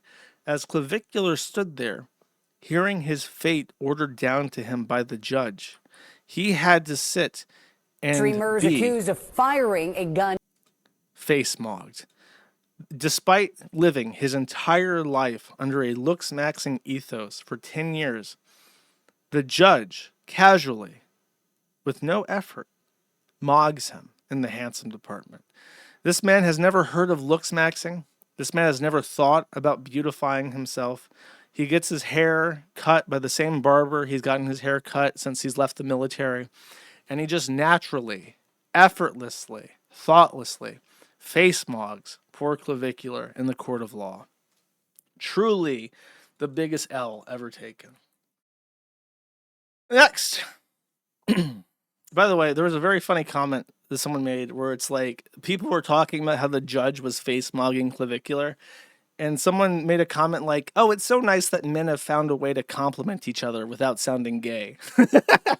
It's like, yeah, it is kind of like that. If you call someone handsome, you sound a little bit fruity. You say that he face mogs them. That's manly. That's masculine right there. Anyways, so Destiny is dead. Not that one. The other one. Steve Bennell. And he's not dead. He's banned off Twitch. Which, if that sounds familiar, it's probably because I just talked about Pokemon 1 getting banned off Twitch. And if that sounds familiar, it's because Destiny was banned off Twitch 50 months ago, I think it was. A long-ass time ago. Years and years ago. I think during COVID, when the trans issue was first becoming a big deal and costing Democrats and liberals a lot of face, Destiny took the very, very controversial stance of, you know, some trans girls are just fucking idiots and we shouldn't listen to them. That was his take. He said that some of the deranged, insane gender freaks who were dragging down everybody on the left and eventually caused them to lose the 2024 election because it is actually written scientific law now that the advertisements hitting Kamala Harris on supporting gender inclusion in sports were some of the most damaging campaign ads in the entire election cycle. Despite the fact that Destiny was completely and totally right on this, they banned him for being problematic. And at some point, Dan Clancy, or someone on Twitch, unbanned Destiny. Well, not Dan Clancy, but somebody at Twitch. And as soon as Hassan heard the news, he went on a big tirade and literally took out his phone and started texting somebody midstream. And in that time, immediately after, Destiny was banned again. So literally, as soon as he heard that Destiny was unbanned, he checked it, contacted Dan Clancy personally. Dan Clancy freaked out and had him banned.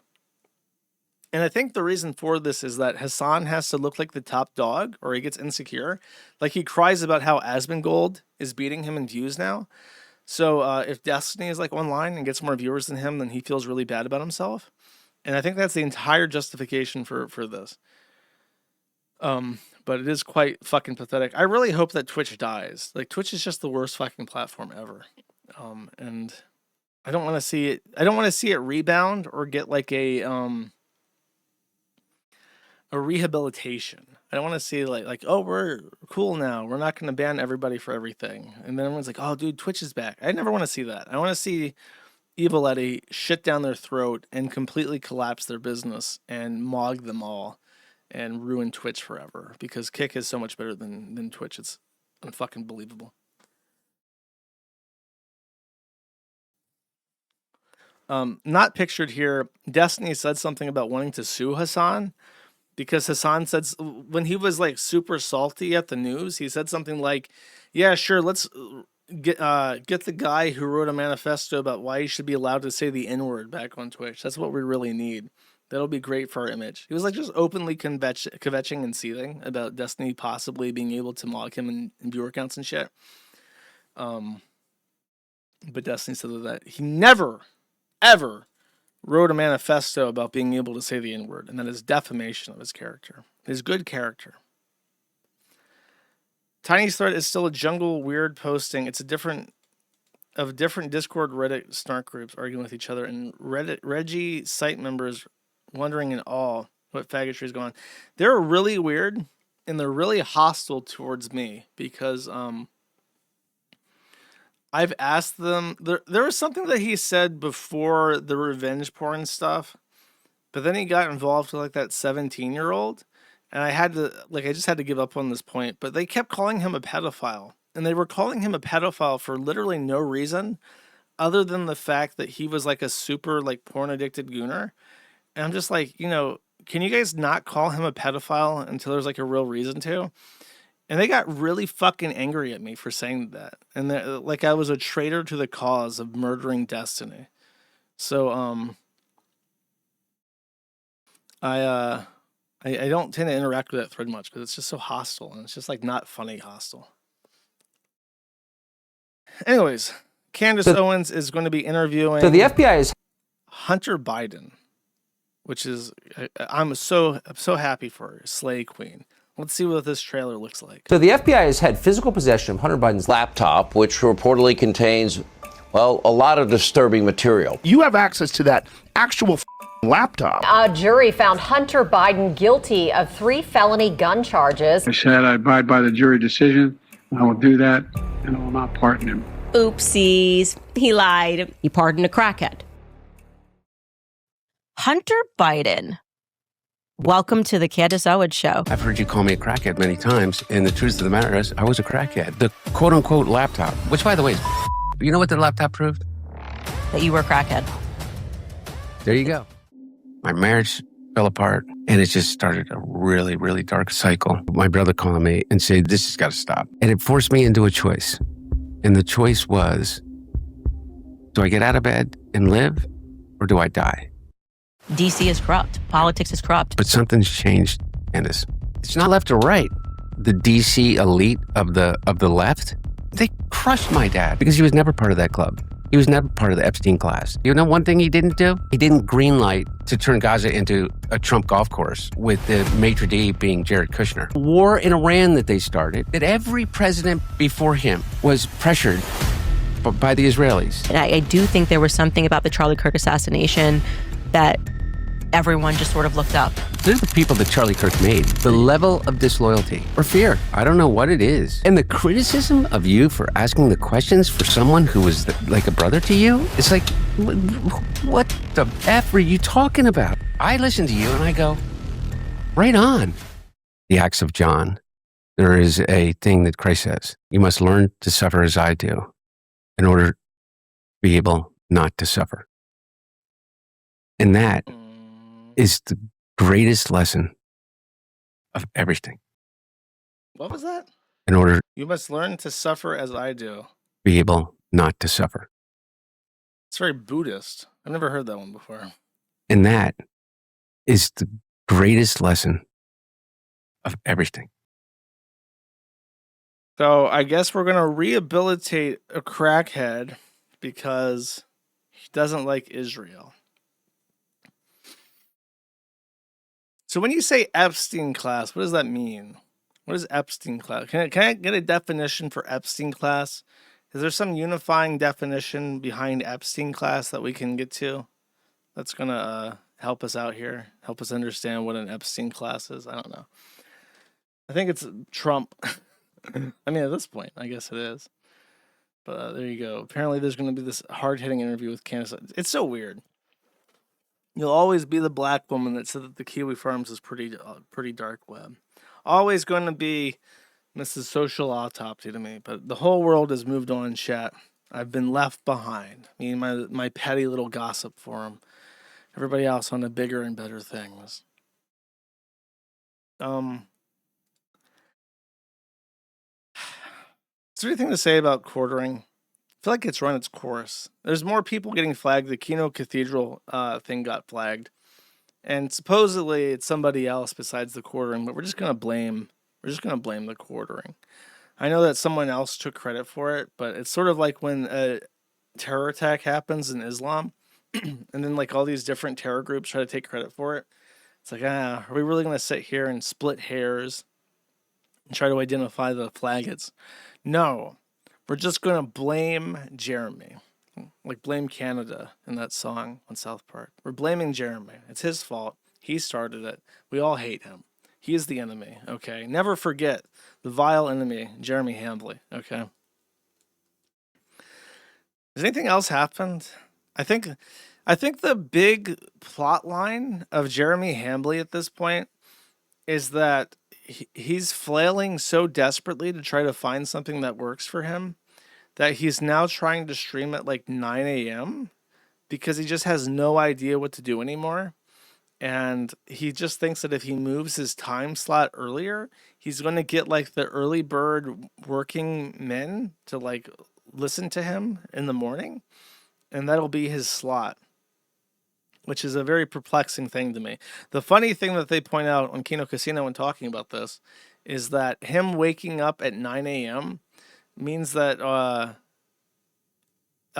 Melanie Mack also has to wake up at 9 a.m. So like a beaten dog, he's just dragging her along with. And she just has to cope with it. It's her job now. She has to wake up at 8 a.m., do her full face of makeup, and then sit in front of the camera first thing in the fucking morning. And he's aiming for the boomer. It's true. Old people like to wake up really early. That's your slot. You start streaming at 6 a.m. and you call it Good Morning Rumble. And then you're just like, Good Morning Rumble. And then you just cover like all, but you talk very slowly. Maybe that's why that's his audience. He's just talking in a way that boomers can understand. He's like, good morning. Oh my gosh, praise Jesus. It's another beautiful day here in the United States of America. I sure do have some news for you all. Hopefully, some good news. And then you just do that and you just like talk to like old people. And then all the old people in America will put on Rumble on their TV thing and or their iPad. And they'll just watch that while they're like, because they've been awake for 3 hours already. So then, literally Aaron's Steel Toe morning show. Yeah, I guess so. Because he was on FM radio. That's an idea for the Hambley. Hambley needs to get syndicated on FM for a 6 a.m. slot across the U.S. where he can talk about Trump or whatever and how much he loves Trump. That'll be popular. I was driving, and for a short drive, I didn't want to plug in my phone to listen to music, so the radio was on, and it was like some public access radio television thing, or not radio television, but just like a radio show. And I was very surprised, number one, that this still exists, but like,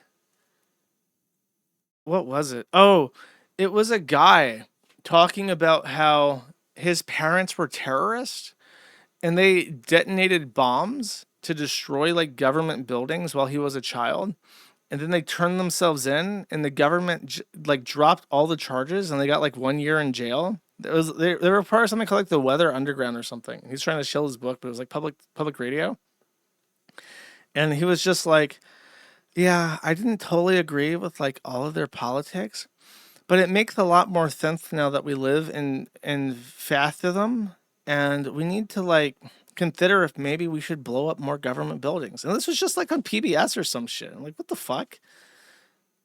So very strange. Yeah, it was like hippie eco-terrorists. And it was like on PBS. It was like PBS radio. I was like, huh, that's strange. Or NPR. That's it, NPR, sorry. I don't usually listen to NPR. Okay. I have nothing more to say about Jeremy Hambley. I find him asinine. But we have to bully him. We have to thumbs down all his videos and thumbs down all the comments to his videos.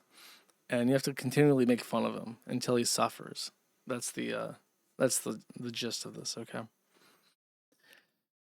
And unless there's anything else anybody can think of, is there anything I should give my hot take on that I might have glossed over? I don't think so. Let me check my bookmarks on the forum and make sure I didn't forget something before I go to the Reddit segment.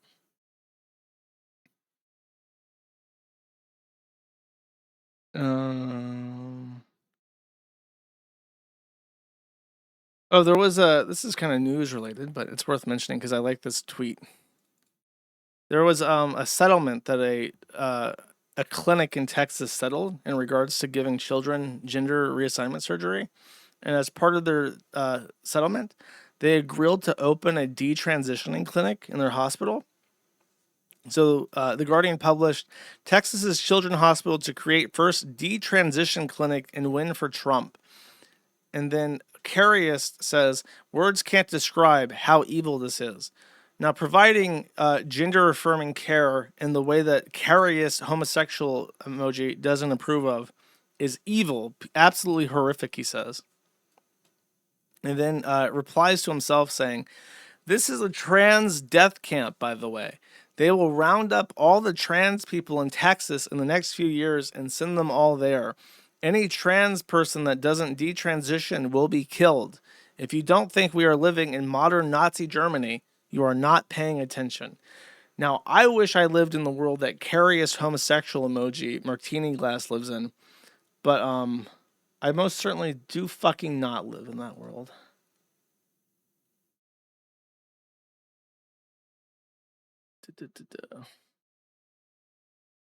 Oh, I forgot this part. I will feature this. And a little update on the Michael Jopps lawsuit. If you don't remember, Jopps is like revenge suing Billy Mitchell in the state of Florida, pro se. His daughter, Michelle Mitchell, has entered an appearance as counsel for the defendant. So Carl Jopps is now having to deal with an intergenerational blood feud from the Mitchells. I'm sure this will pan out perfectly for him, and he'll just continue to rack up fucking dubs. It really is just amazing how loathsome he is. Because I remember when I watched King of Kong, if you've never seen the movie King of Kong, I would recommend it. It's a good movie. If you watch it, though, you will despise Billy Mitchell. It's hard to say because it's a movie. And fiction, everything presented on film is fictionalized to some degree. But Billy Mitchell is a very good heel if he's not an outright bad person. Because in that movie, he is just the most contemptible piece of shit. And it is truly a work of a credit to Carl Jopps that he has somehow managed to make the King of Kong guy sympathetic in comparison to everybody else. Okay.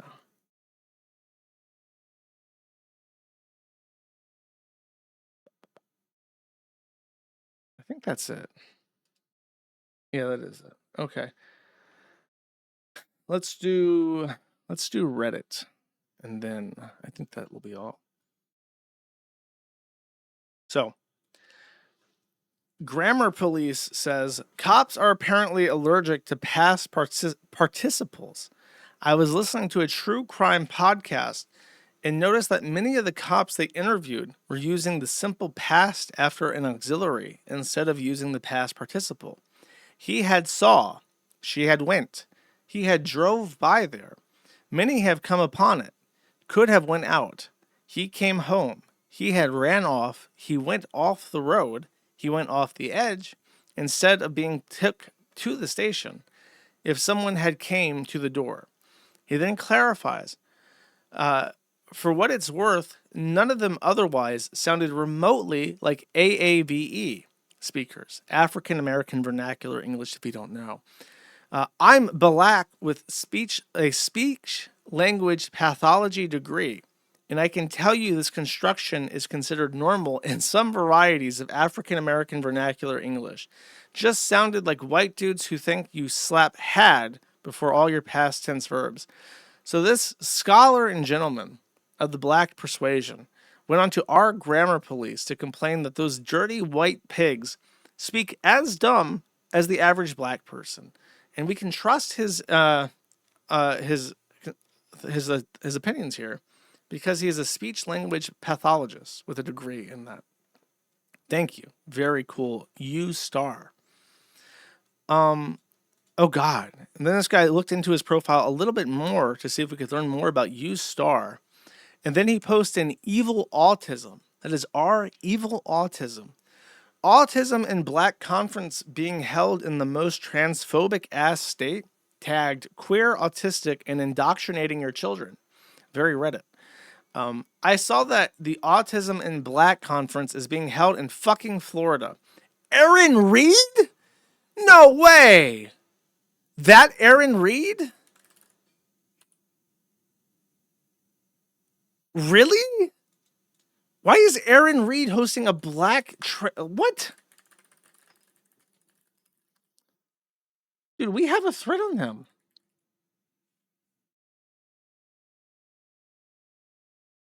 Yeah, we have a thread on Aaron Reed. What the fuck? Why is he hosting a conference for black autistic people in Florida? Aaron Reed lists Florida as do not travel. Oh, okay. He's not. He just has a list that says do not go to Florida for any reason. Depending on which study you look at, autistic people 5 to 10 is more likely to be trans or somewhere under the trans umbrella than allistic people. Okay. So why would you hold it there? Was this really planned without planning committees that doesn't know a single person who's trans? I was really interested in this organization as it's desperately needed, but now I'm wondering about them. I know the founder director was diagnosed as an adult after her kid was diagnosed, but is she one of those late diagnosed autistic people who don't actually associate with the broader autistic community? Anyone have any insight in the organization? Very cool that we have black trans people dunking on Whitey, but excusing Blackie and listening to Aaron Reed. Very cool. Okay. Evil autism has 3 flavors of posts. They are in descending order of frequency. Type 1, the demonization of the other. Maybe they're the weird ones. Normal people, when you violate unspoken social rule number 745, section 9. Yeah. I mean, when you start talking about lollies in like the middle of a polite conversation, you're going to get hit with that neurotypical stare. And that's our polite way of saying that you're fucking weird. Ran into this today. Training NTs, neurotypicals, to become normal. So fully neurotypical girl is saying, so yeah, when this guy said that he's into my hyperfixation, I straight up went nonverbal for a sec. Like, he's icky. I almost had a meltdown, lol. And then neurodivergent says murder is illegal. So this person is using words that they don't like in a way that they don't approve of. And he wants to murder her for that. That's very on brand with autistic people. Type 2, aggressively advertising how fun and cool they are. Is my room scary enough for neurotypicals? So there's a bunch of like upside down crosses and shit, I guess. I don't know if that's like, that one's right side up, but it's red. So I don't know if that's like an evil cross. I guess it would be in an anime. So that probably is an evil thing. Oh, I do see a satanic thing back there. So I'm probably sure that this is Satanism. Well, there is a black man on your screen. So I'm going to say that this is very scary. I don't approve of this. Then we have a black autistic tranny. I'm going to say it's a tranny because it just looks like one. Cannabis is my special interest and it's my favorite day of the year. Happy 420. Wow, a black person who smokes weed. Very unusual. This appears to be... No, I'm going to say that this is an actual woman. I'm gonna make that statement because it has hips. But it's dressed up in clown makeup. And it has, from the river to the sea, Palestine will be free, and then Antifa stuff. Yeah. Okay. Very cool.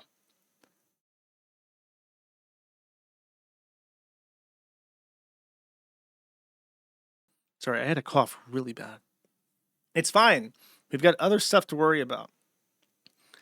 And then it's a tranny with like, I don't know if that's really bad line art or cutting scars saying, there are people dying in wars right now.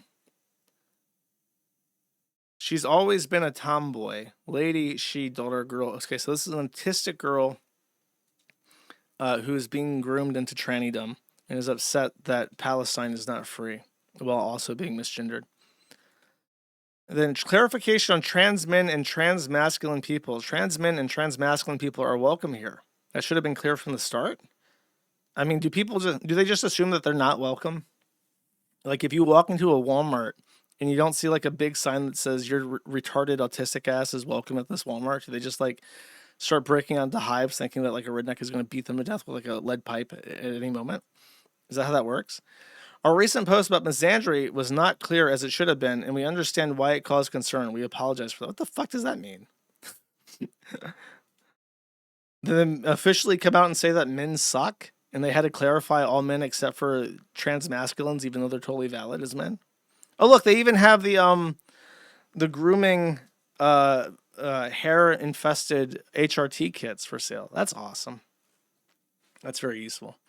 Here's how you can inject hair into your carotid artery. Make sure not to give yourself an embolism. That would be ever so terrible.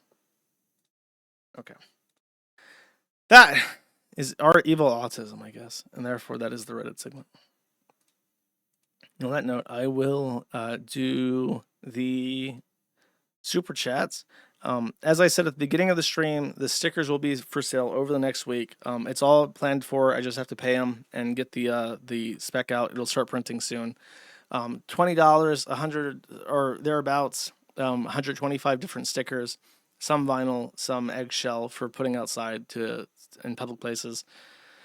And I will see if I can compel PPP to do the rest of the amazing Digital Circus. If you're interested in that, please subscribe to the Locals, matheinternet.locals.com, or Gumroad, matheinternet.gumroad.com. Both links are on matheinternet.com, matty.live. And at the end of this, if PCON 1 is still streaming, I will raid him. And you guys have to compel him to answer the question, okay? You have to compel him to tell me how it feels to have the devil himself watching his fucking streams. All right. Why no kick? We are on kick. I don't know what that means. All right, next. Not next. First super chat. Citrus Addict, for one, says, what the fuck is going on with the lads of anime who can't discern women from Tims? In their new threads, specifically posting their fantasies about women being PDFs fetish. No you, though, deflection both. There's apparently a very controversial thread on the Kiwi Farms called Female Pedophiles. And because I knew it would piss them off, I posted something like, over 60% of all sex offenders are male, which immediately causes like a meltdown. And they start saying, well, women do it too. But most of the sex offenses are like 20-something-year-old school teachers with like 17-year-old boys that get caught because they brag about it on social media, and not like infants being raped. So, I mean, even if it was the same exact profile of crime, it's still 90% plus of all those offenses are by men. And that's just stating that makes them upset. My favorite thing about stating that, by the way, is that 90% plus of all sex offenders in the United States are male. And still, the gender profile of victims is 50-50, which means that 45% of all sex offenses against children in the United States are by men against boys. And if you were to assume that 10% of the population is gay, that means that homosexual men are represented in child sex offenses by some order of magnitude. And if you do the math, a straight woman is 81 times less likely to molest a boy than a gay man is. So if you leave your child with a gay man, you're a fucking retard. That's how the math works out. Now, Barillo Furman, for one, says nothing. Thank you. Breadwash, for one, says, so what are you getting up to this Memorial Day weekend? That's a good thought. Probably coding. I can't think of anything I'd rather do, to be honest with you, at the moment. Atomic Angel, for 5, says, I was really excited for PPP to watch the amazing Digital Circus per suggestion. I will be killing myself. Well, I'm happy you got what you paid for. Thank you. Hot Fart Fernando, for 5, says, you should hire Colbert to be your co-host. Maybe he'd actually show up on time. I doubt it.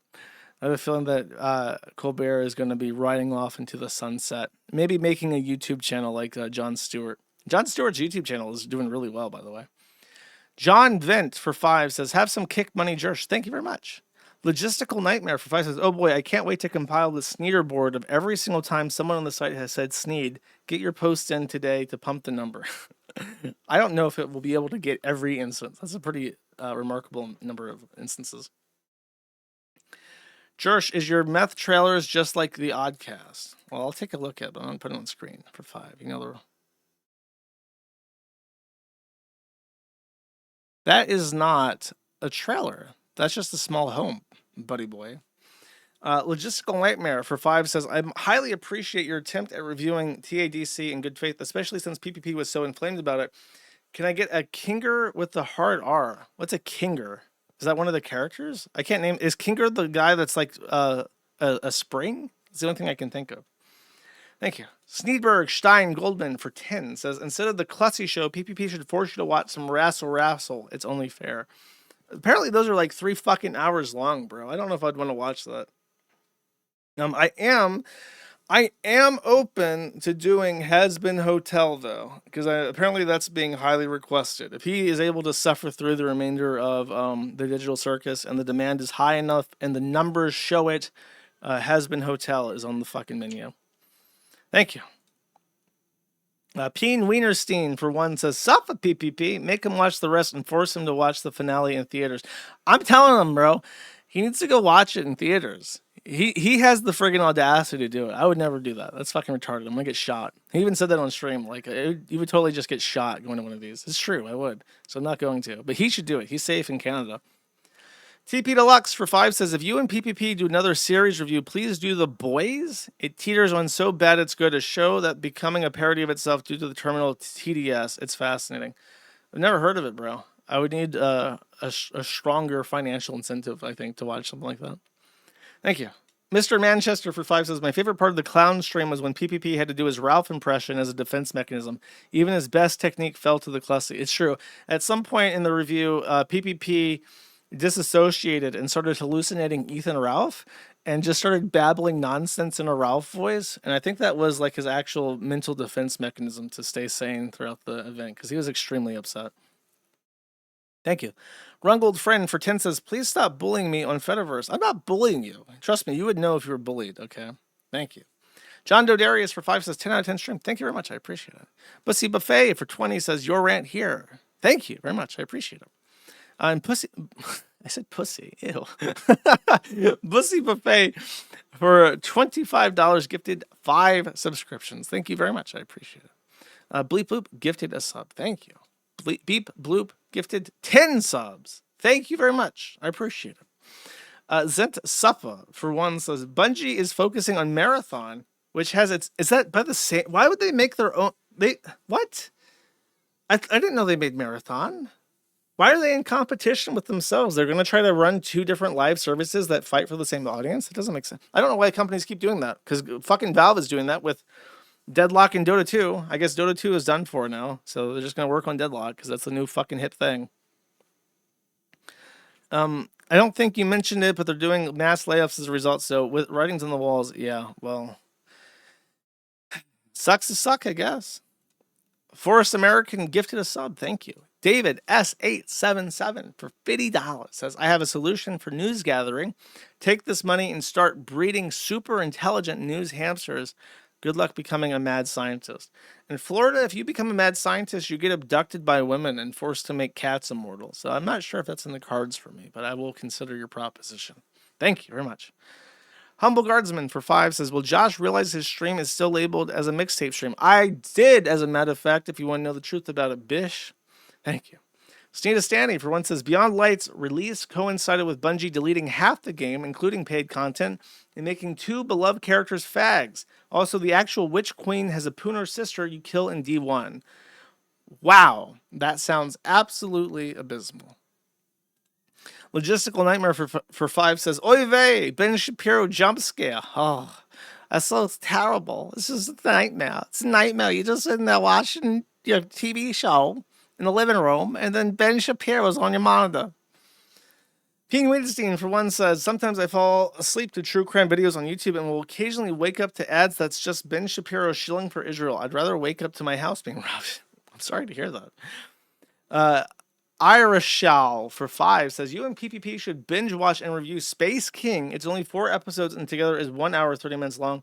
Praise be to Space King. Are you like, is everyone going to, I'm surprised I haven't gotten anime suggestions yet. I don't know. Listen, you gotta conspire. You gotta raise the flags. You gotta be present on the locals. Okay. That's how I'm going to tally these votes up. Thank you. Pirate Mike 420 for 5 says, have a good Memorial Day with the regular pats instead of the expats. Listening to any good music lately. Let me check title.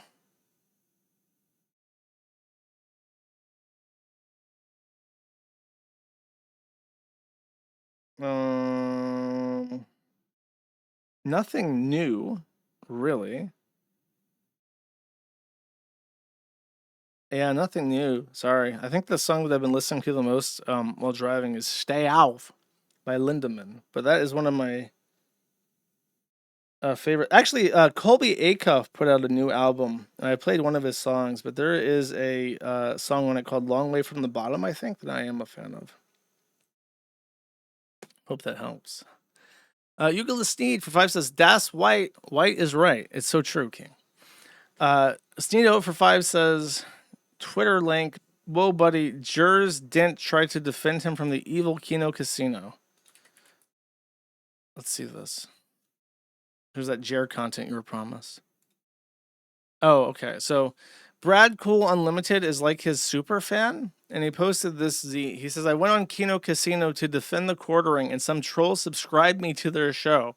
I am not a supporter of these people, but now it looks like I am. I just wanted to support Jeremy, but now my entire account and identity is tainted until June 20th. Dude, you can tell just by reading this and his composition of message and like the prose and like what he's concerned with, that this is just like a very genuinely low intelligence person. He's just not put together. He's probably like an IQ of 80 or something. Citrus Addict for 1 says, whites are obsessed with neighbors in the same way doctors are obsessed with disease, the way firefighters are obsessed with arson. Yeah, I'm obsessed with not being a victim of crime too. Goombercules for subscribe for 10 months. Thank you very much. I appreciate it. Asian Tech Support for 10 says, take away Bruno Matti's deceased tag re. I did. Thank you. Colidante for 10 says, memorial Facebook pages are probably better than the alternative of just leaving the page in limbo. I knew a guy in high school who died and his dad got drunk and started posting on his page. Oh, that's fucking cringe, bro. That's suffering. Thank you. Red Eyes Black Dragon for 10 says, happy Asian American Pacific Islander Visibility Month. Okay. I love celebrating the shared heritage of this great country. Let's take a look. We want game. We want beat. We want trap. We want trap queen. I am from Ching Chong, Ching Chong, Ling Ling Ling. One gang, Hostino Dosso with Puto Rap. Puto Rap. Ling Ling Ling, Ying Ying Ying Ying. This is honestly one of my favorite. I still think of this every so often. I can't hear the name Wuhan without thinking of this fucking song. Like, the name is ruined forever for me. It's not, obviously it's the best thing that Playmate Tessie has ever put out and will ever do ever in her life. Her life is basically over now as far as like peaks are concerned. But it's also probably the best thing IP2 collectively is responsible for. Dark Western for 5 says, why do people say chomo instead of chimo these days? Chimo makes sense. It's child plus molester, but chomo, I don't get it. It's prison slang, bro. It's what the prisoners call child molesters. It's a child homo. I don't know where. Oh, mo. Yeah, it's child homo. It's usually refers to gay pedophiles, but it means both, and it's prison slang. Logistical Nightmare for 5 says, Taxon's Agnes and Hilda song you use as an opening song still rattles around in my head out of nowhere. No notes, better than pop music. That's embarrassing. Even I don't have like a weird association with that song. It's really terrible. I'm sorry for doing that to you. Utilist Need for 2 says, musically doomed a generation with this lip syncing shit. It's so true. It's so fucking garbage. It's just bad. There's no redeeming qualities to it. Josh and Shipfic for 5 says, thank you for the new Kiwi Casino. Thank you. Also subscribed. Thank you very much. Humble Guardsman for 5 says, I love this playing mixtape bed at the video game stream. Thank you, renowned professional streamer Joshua Connor Moon, for this professional stream. As I have said many times, streaming is my side gig, okay? It's a part of my hustle, but it's not my main thing, okay? I'm just trying to put out a show to launder my site so I can go back to my fucking coding hole, okay? Thank you. Hawaiian Zine for 10 says, spending almost a decade trying to write himself into the Christian universe world as the hero of the story is the next level insanity. Good monologue. Yeah, man, I don't know. It's so pathetic. It's so fucking pathetic because it's like, Vordrak, I understand. Like, I get it. Everything he's done is horrible. He's a terrible, malicious prick, and his shit fucking life is 100% deserved, and he'll die alone because he's a horrible fucking cunt. But I get it. Like, he's upset about a very specific thing. I didn't fucking do it, but he holds it against me because everybody does, because it's just like what you do. You get mad at me. Nothing happened. Nothing happened with this guy. Nothing, like, he has zero fucking reason to be upset. And he just is. And it's like, just get the fuck over it. Get the fuck on with your life. Is that really what you're going to do with the rest of your fucking life? It's not like for humor. It's not like people who just think, oh, if I A-log this guy, he'll spurg out. It's not an ideological reason like Liz Fong Jones. It's not a personal vendetta like Vordrak. It's just, you're a fucking loser and you're upset that you didn't get what you want at a Christian? Like, why live? If that is what actually motivates you to wake up in the morning, why live? Your life serves no purpose. You should kill yourself now. Okay? Brokeback Phil for 5 says the most Jewish car brand has to be Fiat, the Italian car company Jewish. Apparently you're fucking wrong. It's a Toyota Sienna. I appreciate your input though. Sneedberg Stein Goldman for 5 says the secret ceiling cat meow, but like in echoes, like meow. I don't know. Apparently when people hear a squeak, hear my chair squeak, they think the cat's there. Who knows? Logistical Nightmare for 5 says, we need better null conspiracy theories. Where the null had plastic surgery in Serbia to look like David Hasselhoff shads on. Are you thinking that I'm a looks maxer? Am I on my looks maxing arc? That would make sense. That would make more sense than a lot of stuff. Borello Furman for 1 says, think about it. For 1 says, I was wondering when you mentioned the literal anti-Josh squad. I won't name specifics because they probably get off mentioning them, but it really just sounds like it's not even. It's just bizarre. It's like, I can't say too much because I run the Kiwi Farms. I know that there are people with like weird hate boners, but it's just like, it's just so bizarre. It's like, I don't fucking know you. I don't get it. For a lot of them, I just don't fucking get it. It's like, who the fuck are you? How do you possibly have the energy to care about that kind of shit? And it's always a weird thing where it's like, on one hand, it would be really nice if I had like a huge personal army like Chibi Reviews and I could just shut people down that are fucking like horrible cunts. You know what I mean? But on the other hand, it's like if you feed the trolls, it's like a bad idea. So I'm kind of like always on this line where it's like, I wish I could do more to like defend myself against people who are being fucking obnoxious. But at the same time, it's like, I can't really. There's one person, and it's not this guy, and it's not Bordrek, but there is one person in particular who is very high up on my shit list right now. And that'll probably be next stream because I'm really on the fucking fence. And when I posted the Fediverse thing, I had them in mind. And I'll give you a hint. It's not anybody who would think it's them because it's a woman. And I'm real fucking close to going full Blockland. Okay. I'm there. I'm pissed. 1 in polls for 5 says, here's some kicks. Thank you very much. Appreciate it. Big things coming for 2 says, thanks for all the work you do, Jarsh. Have a nice weekend. Also, I had good ice cream today. I'm very glad to hear that. Thank you. The Peen Wienerstein for 1 says, the floor is slanted because Patrick's walking on it. I'm shocked it didn't collapse under his math of the earth. I mean, that's a testament to his handyman skills, okay? That just means that he's a great carpenter.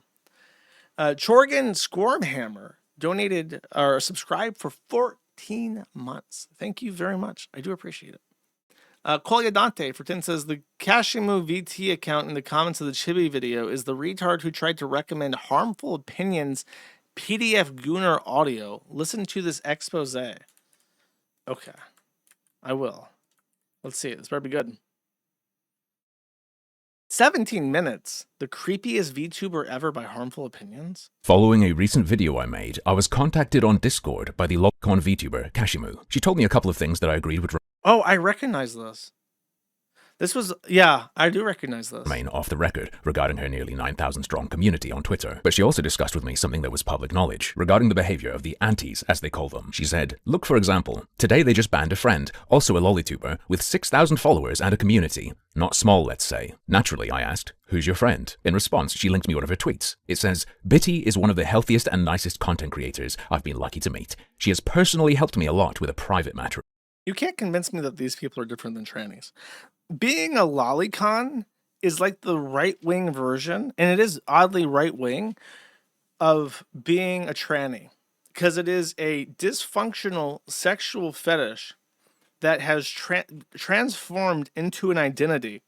And it masquerades as being like vaguely right-wing because it takes an anti-censorship position.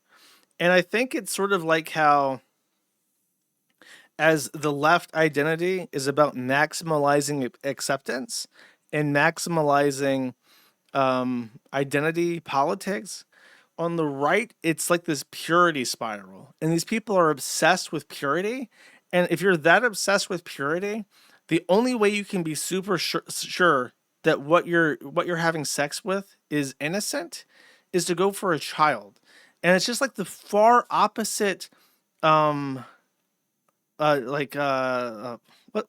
the term, a horseshoe theory thing, where it's like you're so far into this fucking abstract concept of what anti-censorship and anti-degeneracy is that you've gone completely around, and now you're just obsessed with wanting to fuck kids. And this is like a perfect example of it. And it's like you can't convince me that they have a right to live and that they're any different. It's really fucking gross. Steendo for one says autistic people need sounds for their donos. Maddie, $100 super chats in 2023, 2024. Thank you for the money. I will spit it on drugs. It's true.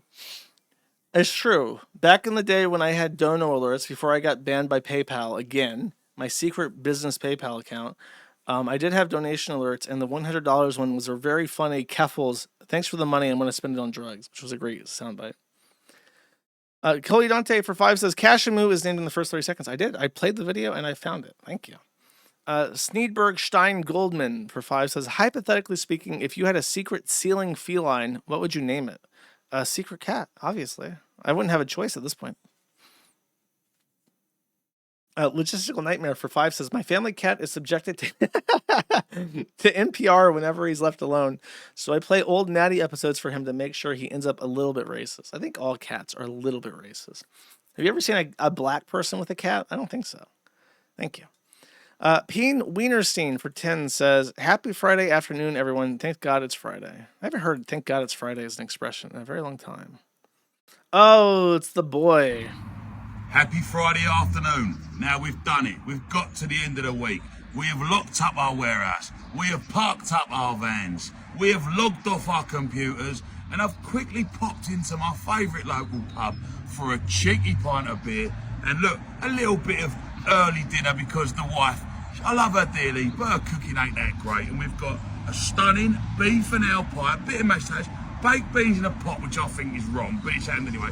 And of course, a bit of gravy. And you know me, I never look when I pour, because I am the absolute governor. Now listen, guys, hope you had a great week. Keep on smashing life. Keep giving it 110%. And don't go home until you're proud. And listen, cheers to you all. You deserve it. Bosh. When I watched this video at one point, and I said something like, a guy that positive is positive because he's experienced darkness and he knows he's learned to share positivity with the world. And I got a reply to that video soundbite of some asshole saying something like, stop projecting, Josh. Some people are just nice. I was like, fuck you. I think my read is right. Okay. I don't think people are just born super positive. They have to face the fork in the road and choose to be positive. He's rich? That's a good idea. He could also just be rich. He murdered somebody? What? You guys are just full of shit. Docs Found for 5 says, Billy Mitchell did cheat at Donkey Kong, though. Well, if you look at the way that the girders load when comparing that specific version of Donkey Kong with this specific version of MAME, The Donkey Kong sprite loads in first between these girders, and that's proof that it's MAME version XYZ, and so the King of Kong is actually... Oh, I'm sorry. Were you talking about speedrunning a 50-year-old arcade game?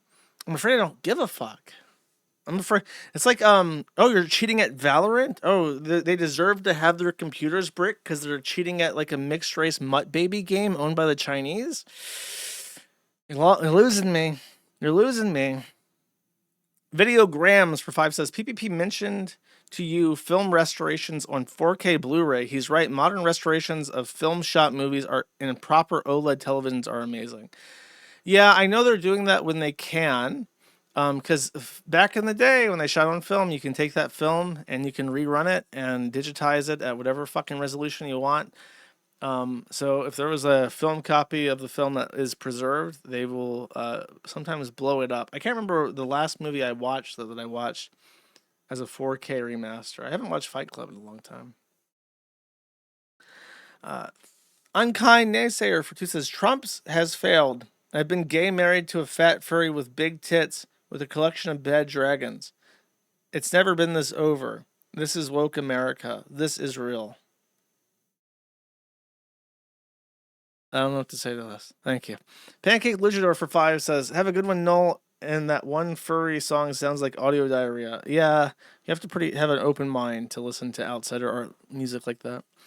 Stina Stanny for, thank you by the way, for 1 says, imagine internalizing the get out normies meme, especially as a fucking Redditor. Jesus Christ, how horrifying. When you say internalizing like that, it reminds me of Disco Elysium. Like when you have thoughts and you internalize them, it's like autistic people. They get that bubble over their head and then they're like, get out normies and like the internal monologue starts spinning and then they internalize it. And that's just their personality forever moving forward. Haramburger for 2 says, soft kitty, secret kitty, hidden ball of fur, stealthy kitty, private kitty, purr. Thank you. Elk's Antler for 5 says, Mr. Moon, if you want a partnership, you could ask Worski to call Evil Eddie. He has his number, and they seem to be friends. I don't know if it's mutually beneficial for Evil Eddie to align himself with the devil. Maybe that would be a monkey paw. It would cause the imminent death of Kick.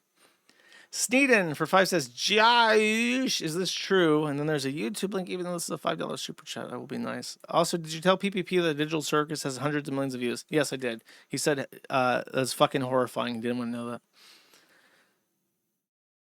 You've sent this video like 8 million times. Wait, what the fuck is this? Brian Tremaine Capel Foxman. I have sex with Joshua Connor Moon, Noel from Kiwi Farms.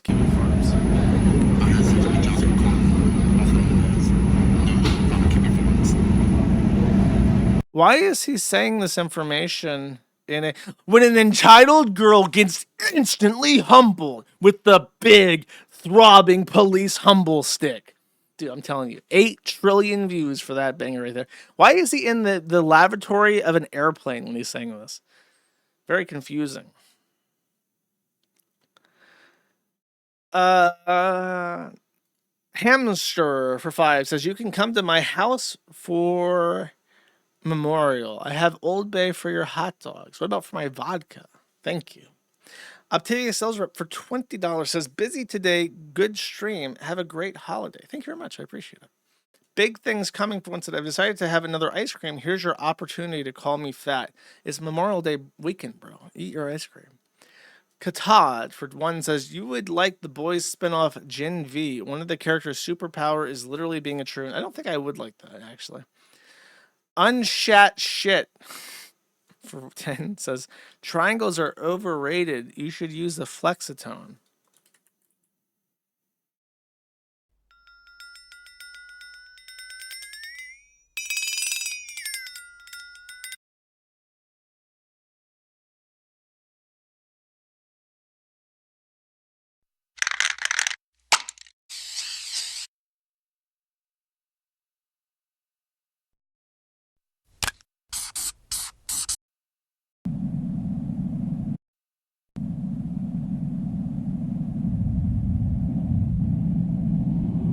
Do the thing.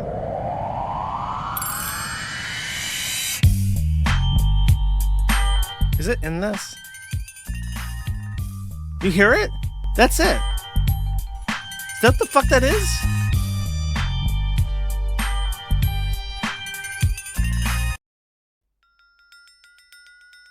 Dude, that's crazy.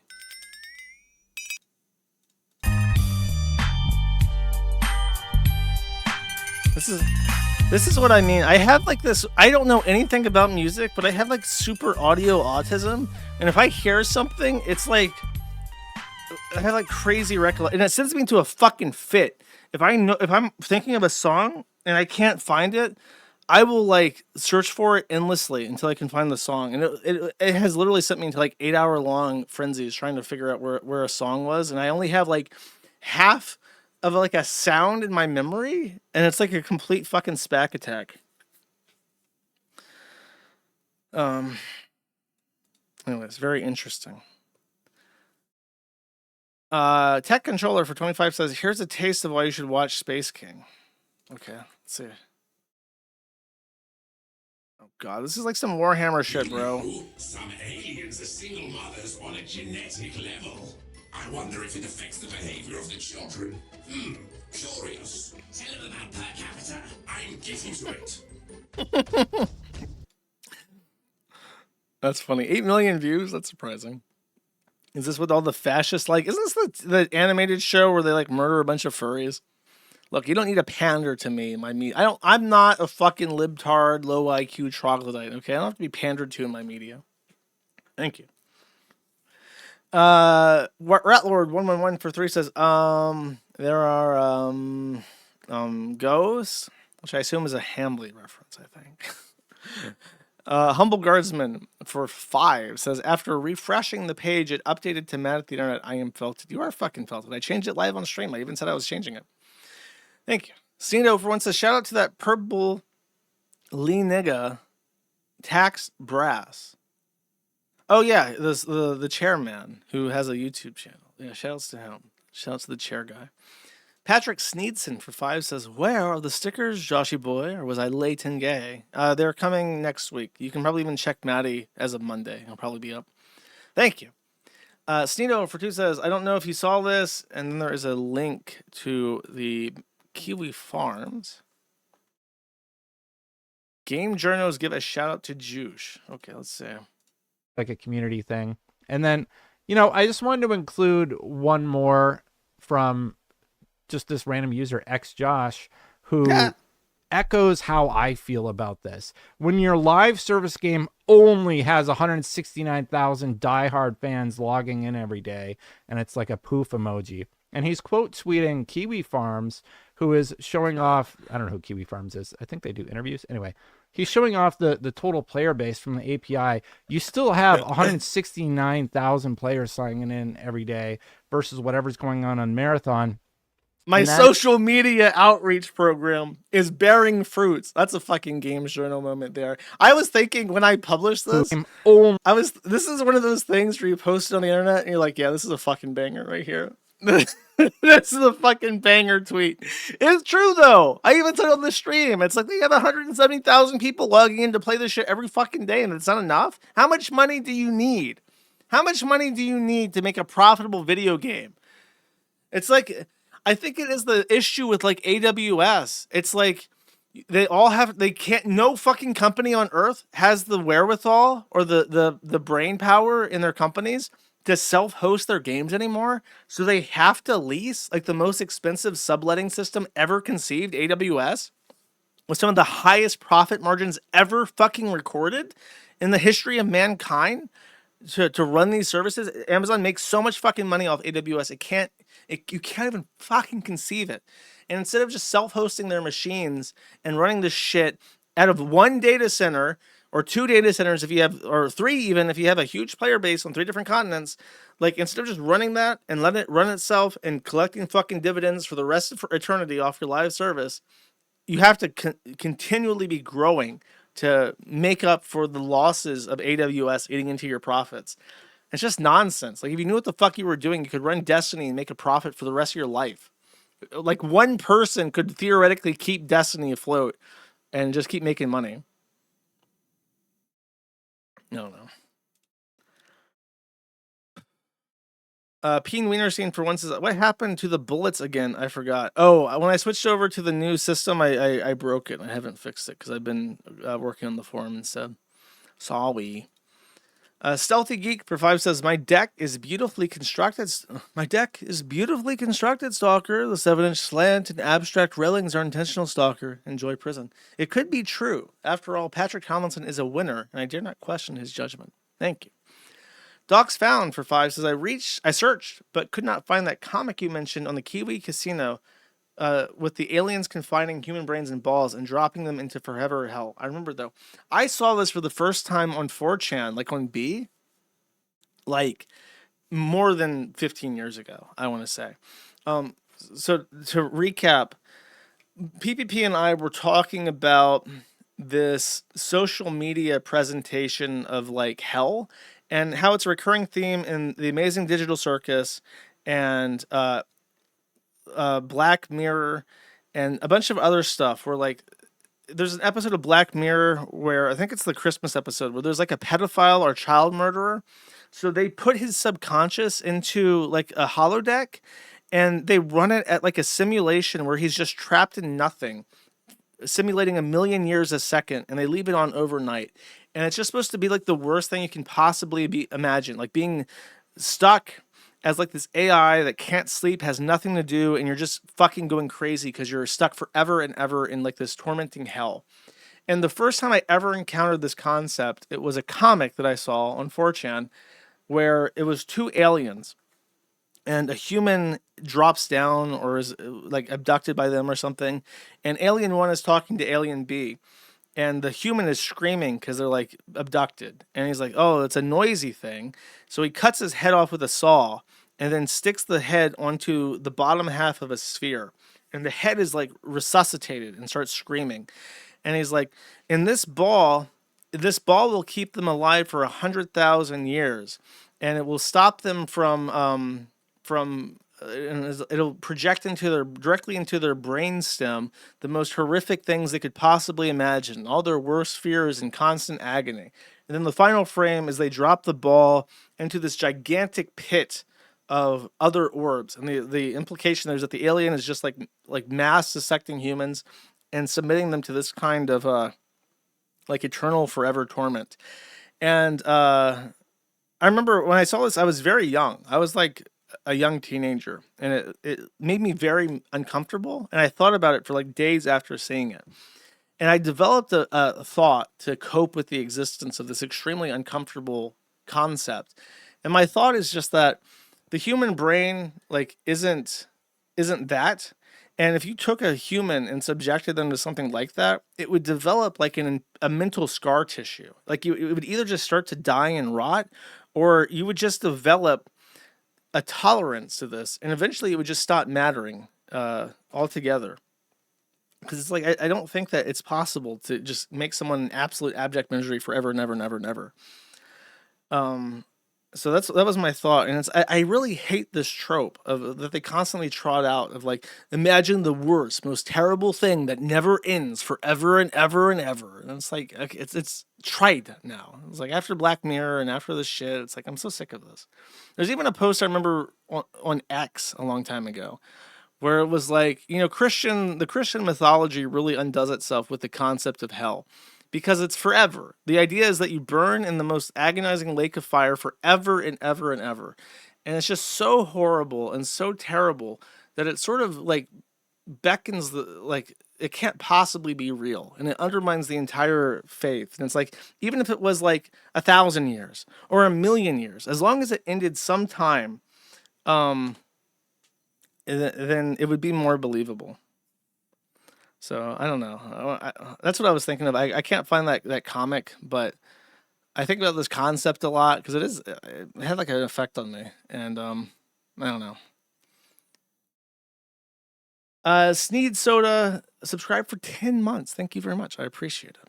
Sneeden for 5 says, I have the same autism. We're trying to figure out what a song is. It took me 5 years to find one song. This is why I always have the Shazam app. Sometimes that doesn't always help, but thank you. Romulank for 10 says YouTube short. Okay, that's probably fucking good. No, fuck you. It's the fucking fish paperback. Fuck off. Citrus Addict, for one, says, biblically canon hell is just the world without God, isn't it? This fiery pits. No, it very explicitly says that. It's like, it specifically says like the fires of hell. It's not like, oh, it's a world without God. It's like very specifically fire. And Haramburger for 2 says, and it's a YouTube link. Let's take a look. It's 2.5 hours, bro, and it's anime. I'll take a look at this soon since stream's almost over. Can't wait. My guilty pleasure. Fuck you. Okay, that's it. We're done. Oh, I will raid PCON on Kick if he's still up after the music thing.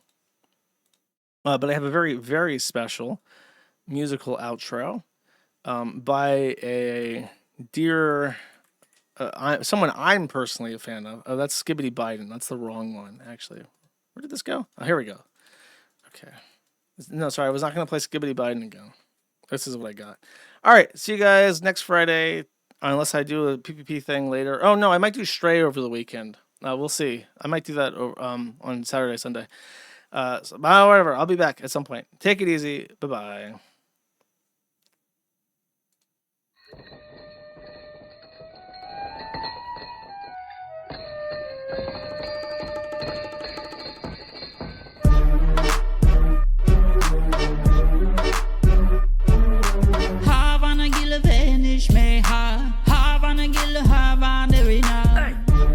We getting APAC money. We getting APAC money. We getting APAC money. We getting APAC money. I got so much silver, so much gold, so many politicians under my toes. I got my side making moves from the inside. Know what's flood, crude oil, mud, Moloch's chalice filled with children's blood. Bought the jury, bought the judge, got the whole White House filled with bugs. Paid off Congress behind closed doors, blackmailed senators with my whores. USA fighting my wars. Underage boys, we use them like toys. Young girls get pearls from gold. If you want the money, you will do what we tell you. And if you say no, we will simply just graves, we dig up. Elections, we rig up. Claim all our ops suffer anti-Semitism. Christ is king. That's illegal under our regime. Now kiss the wall, let me hear the boys sing. We getting APAC money. We getting APAC money. We getting APAC money. We're getting APAC money. We're getting APAC money. We're getting APAC money. We're getting APAC money. Hold up. Hold up. Hey yo, let me just say a little thing about this. I wanna see your foreskin, I wanna be at your bris. I wanna be a vampire, let me suck on your I wanna see your European countries turning this Wanna circumvent your politics, I want control. Wanna make you my slave, that's my ultimate goal. I wanna pick apart your culture, wanna make you my There ain't nobody stopping me, you ain't doing shit. Why? Is that a serious question? Are you really asking me that? Have you not read Elie Wiesel's Night? Have you not watched The Pianist? Schindler's List? Name a Holocaust movie. What the fuck is wrong with y'all motherfuckers? And now I'm thinking about it, I got something else to say. So get ready for this. For them. Hey yo, Charlie Kirk, those Hamas little kids in Gaza. We gon' turn that shit to a fucking beach resort, Goyim. Iran, Hezbollah, Tom Massey, you better protect your neck. Nick Fuentes, you can suck my dick. Candace Owens, alien-eyed, nappy-headed, you can suck my Ian Carroll, shave that shit off your lip and suck my dick. Let me think. Oh yeah, Tucker, you better pucker, cause we coming in f***ing hot, so get your lips ready, mother. Dave Smith, each, just quit, but first, suck my Lindsey Graham, hey, thank you, ma'am. You and Ted Cruz can drink from my bedpan, you f***ing goy. We got you good, boy. Spend that money on rest stop. Hey, yo, Trump, let's get that third temple built. Where the f*** are red heifers at? You owe us, motherfucker. We run this. You shouldn't have been with them underage kids anyway. You're all on the list, Doyle. Dreidel, motherfucker. Check your fucking pages, motherfucker. Let's see what pops off. Rest in peace, Epstein.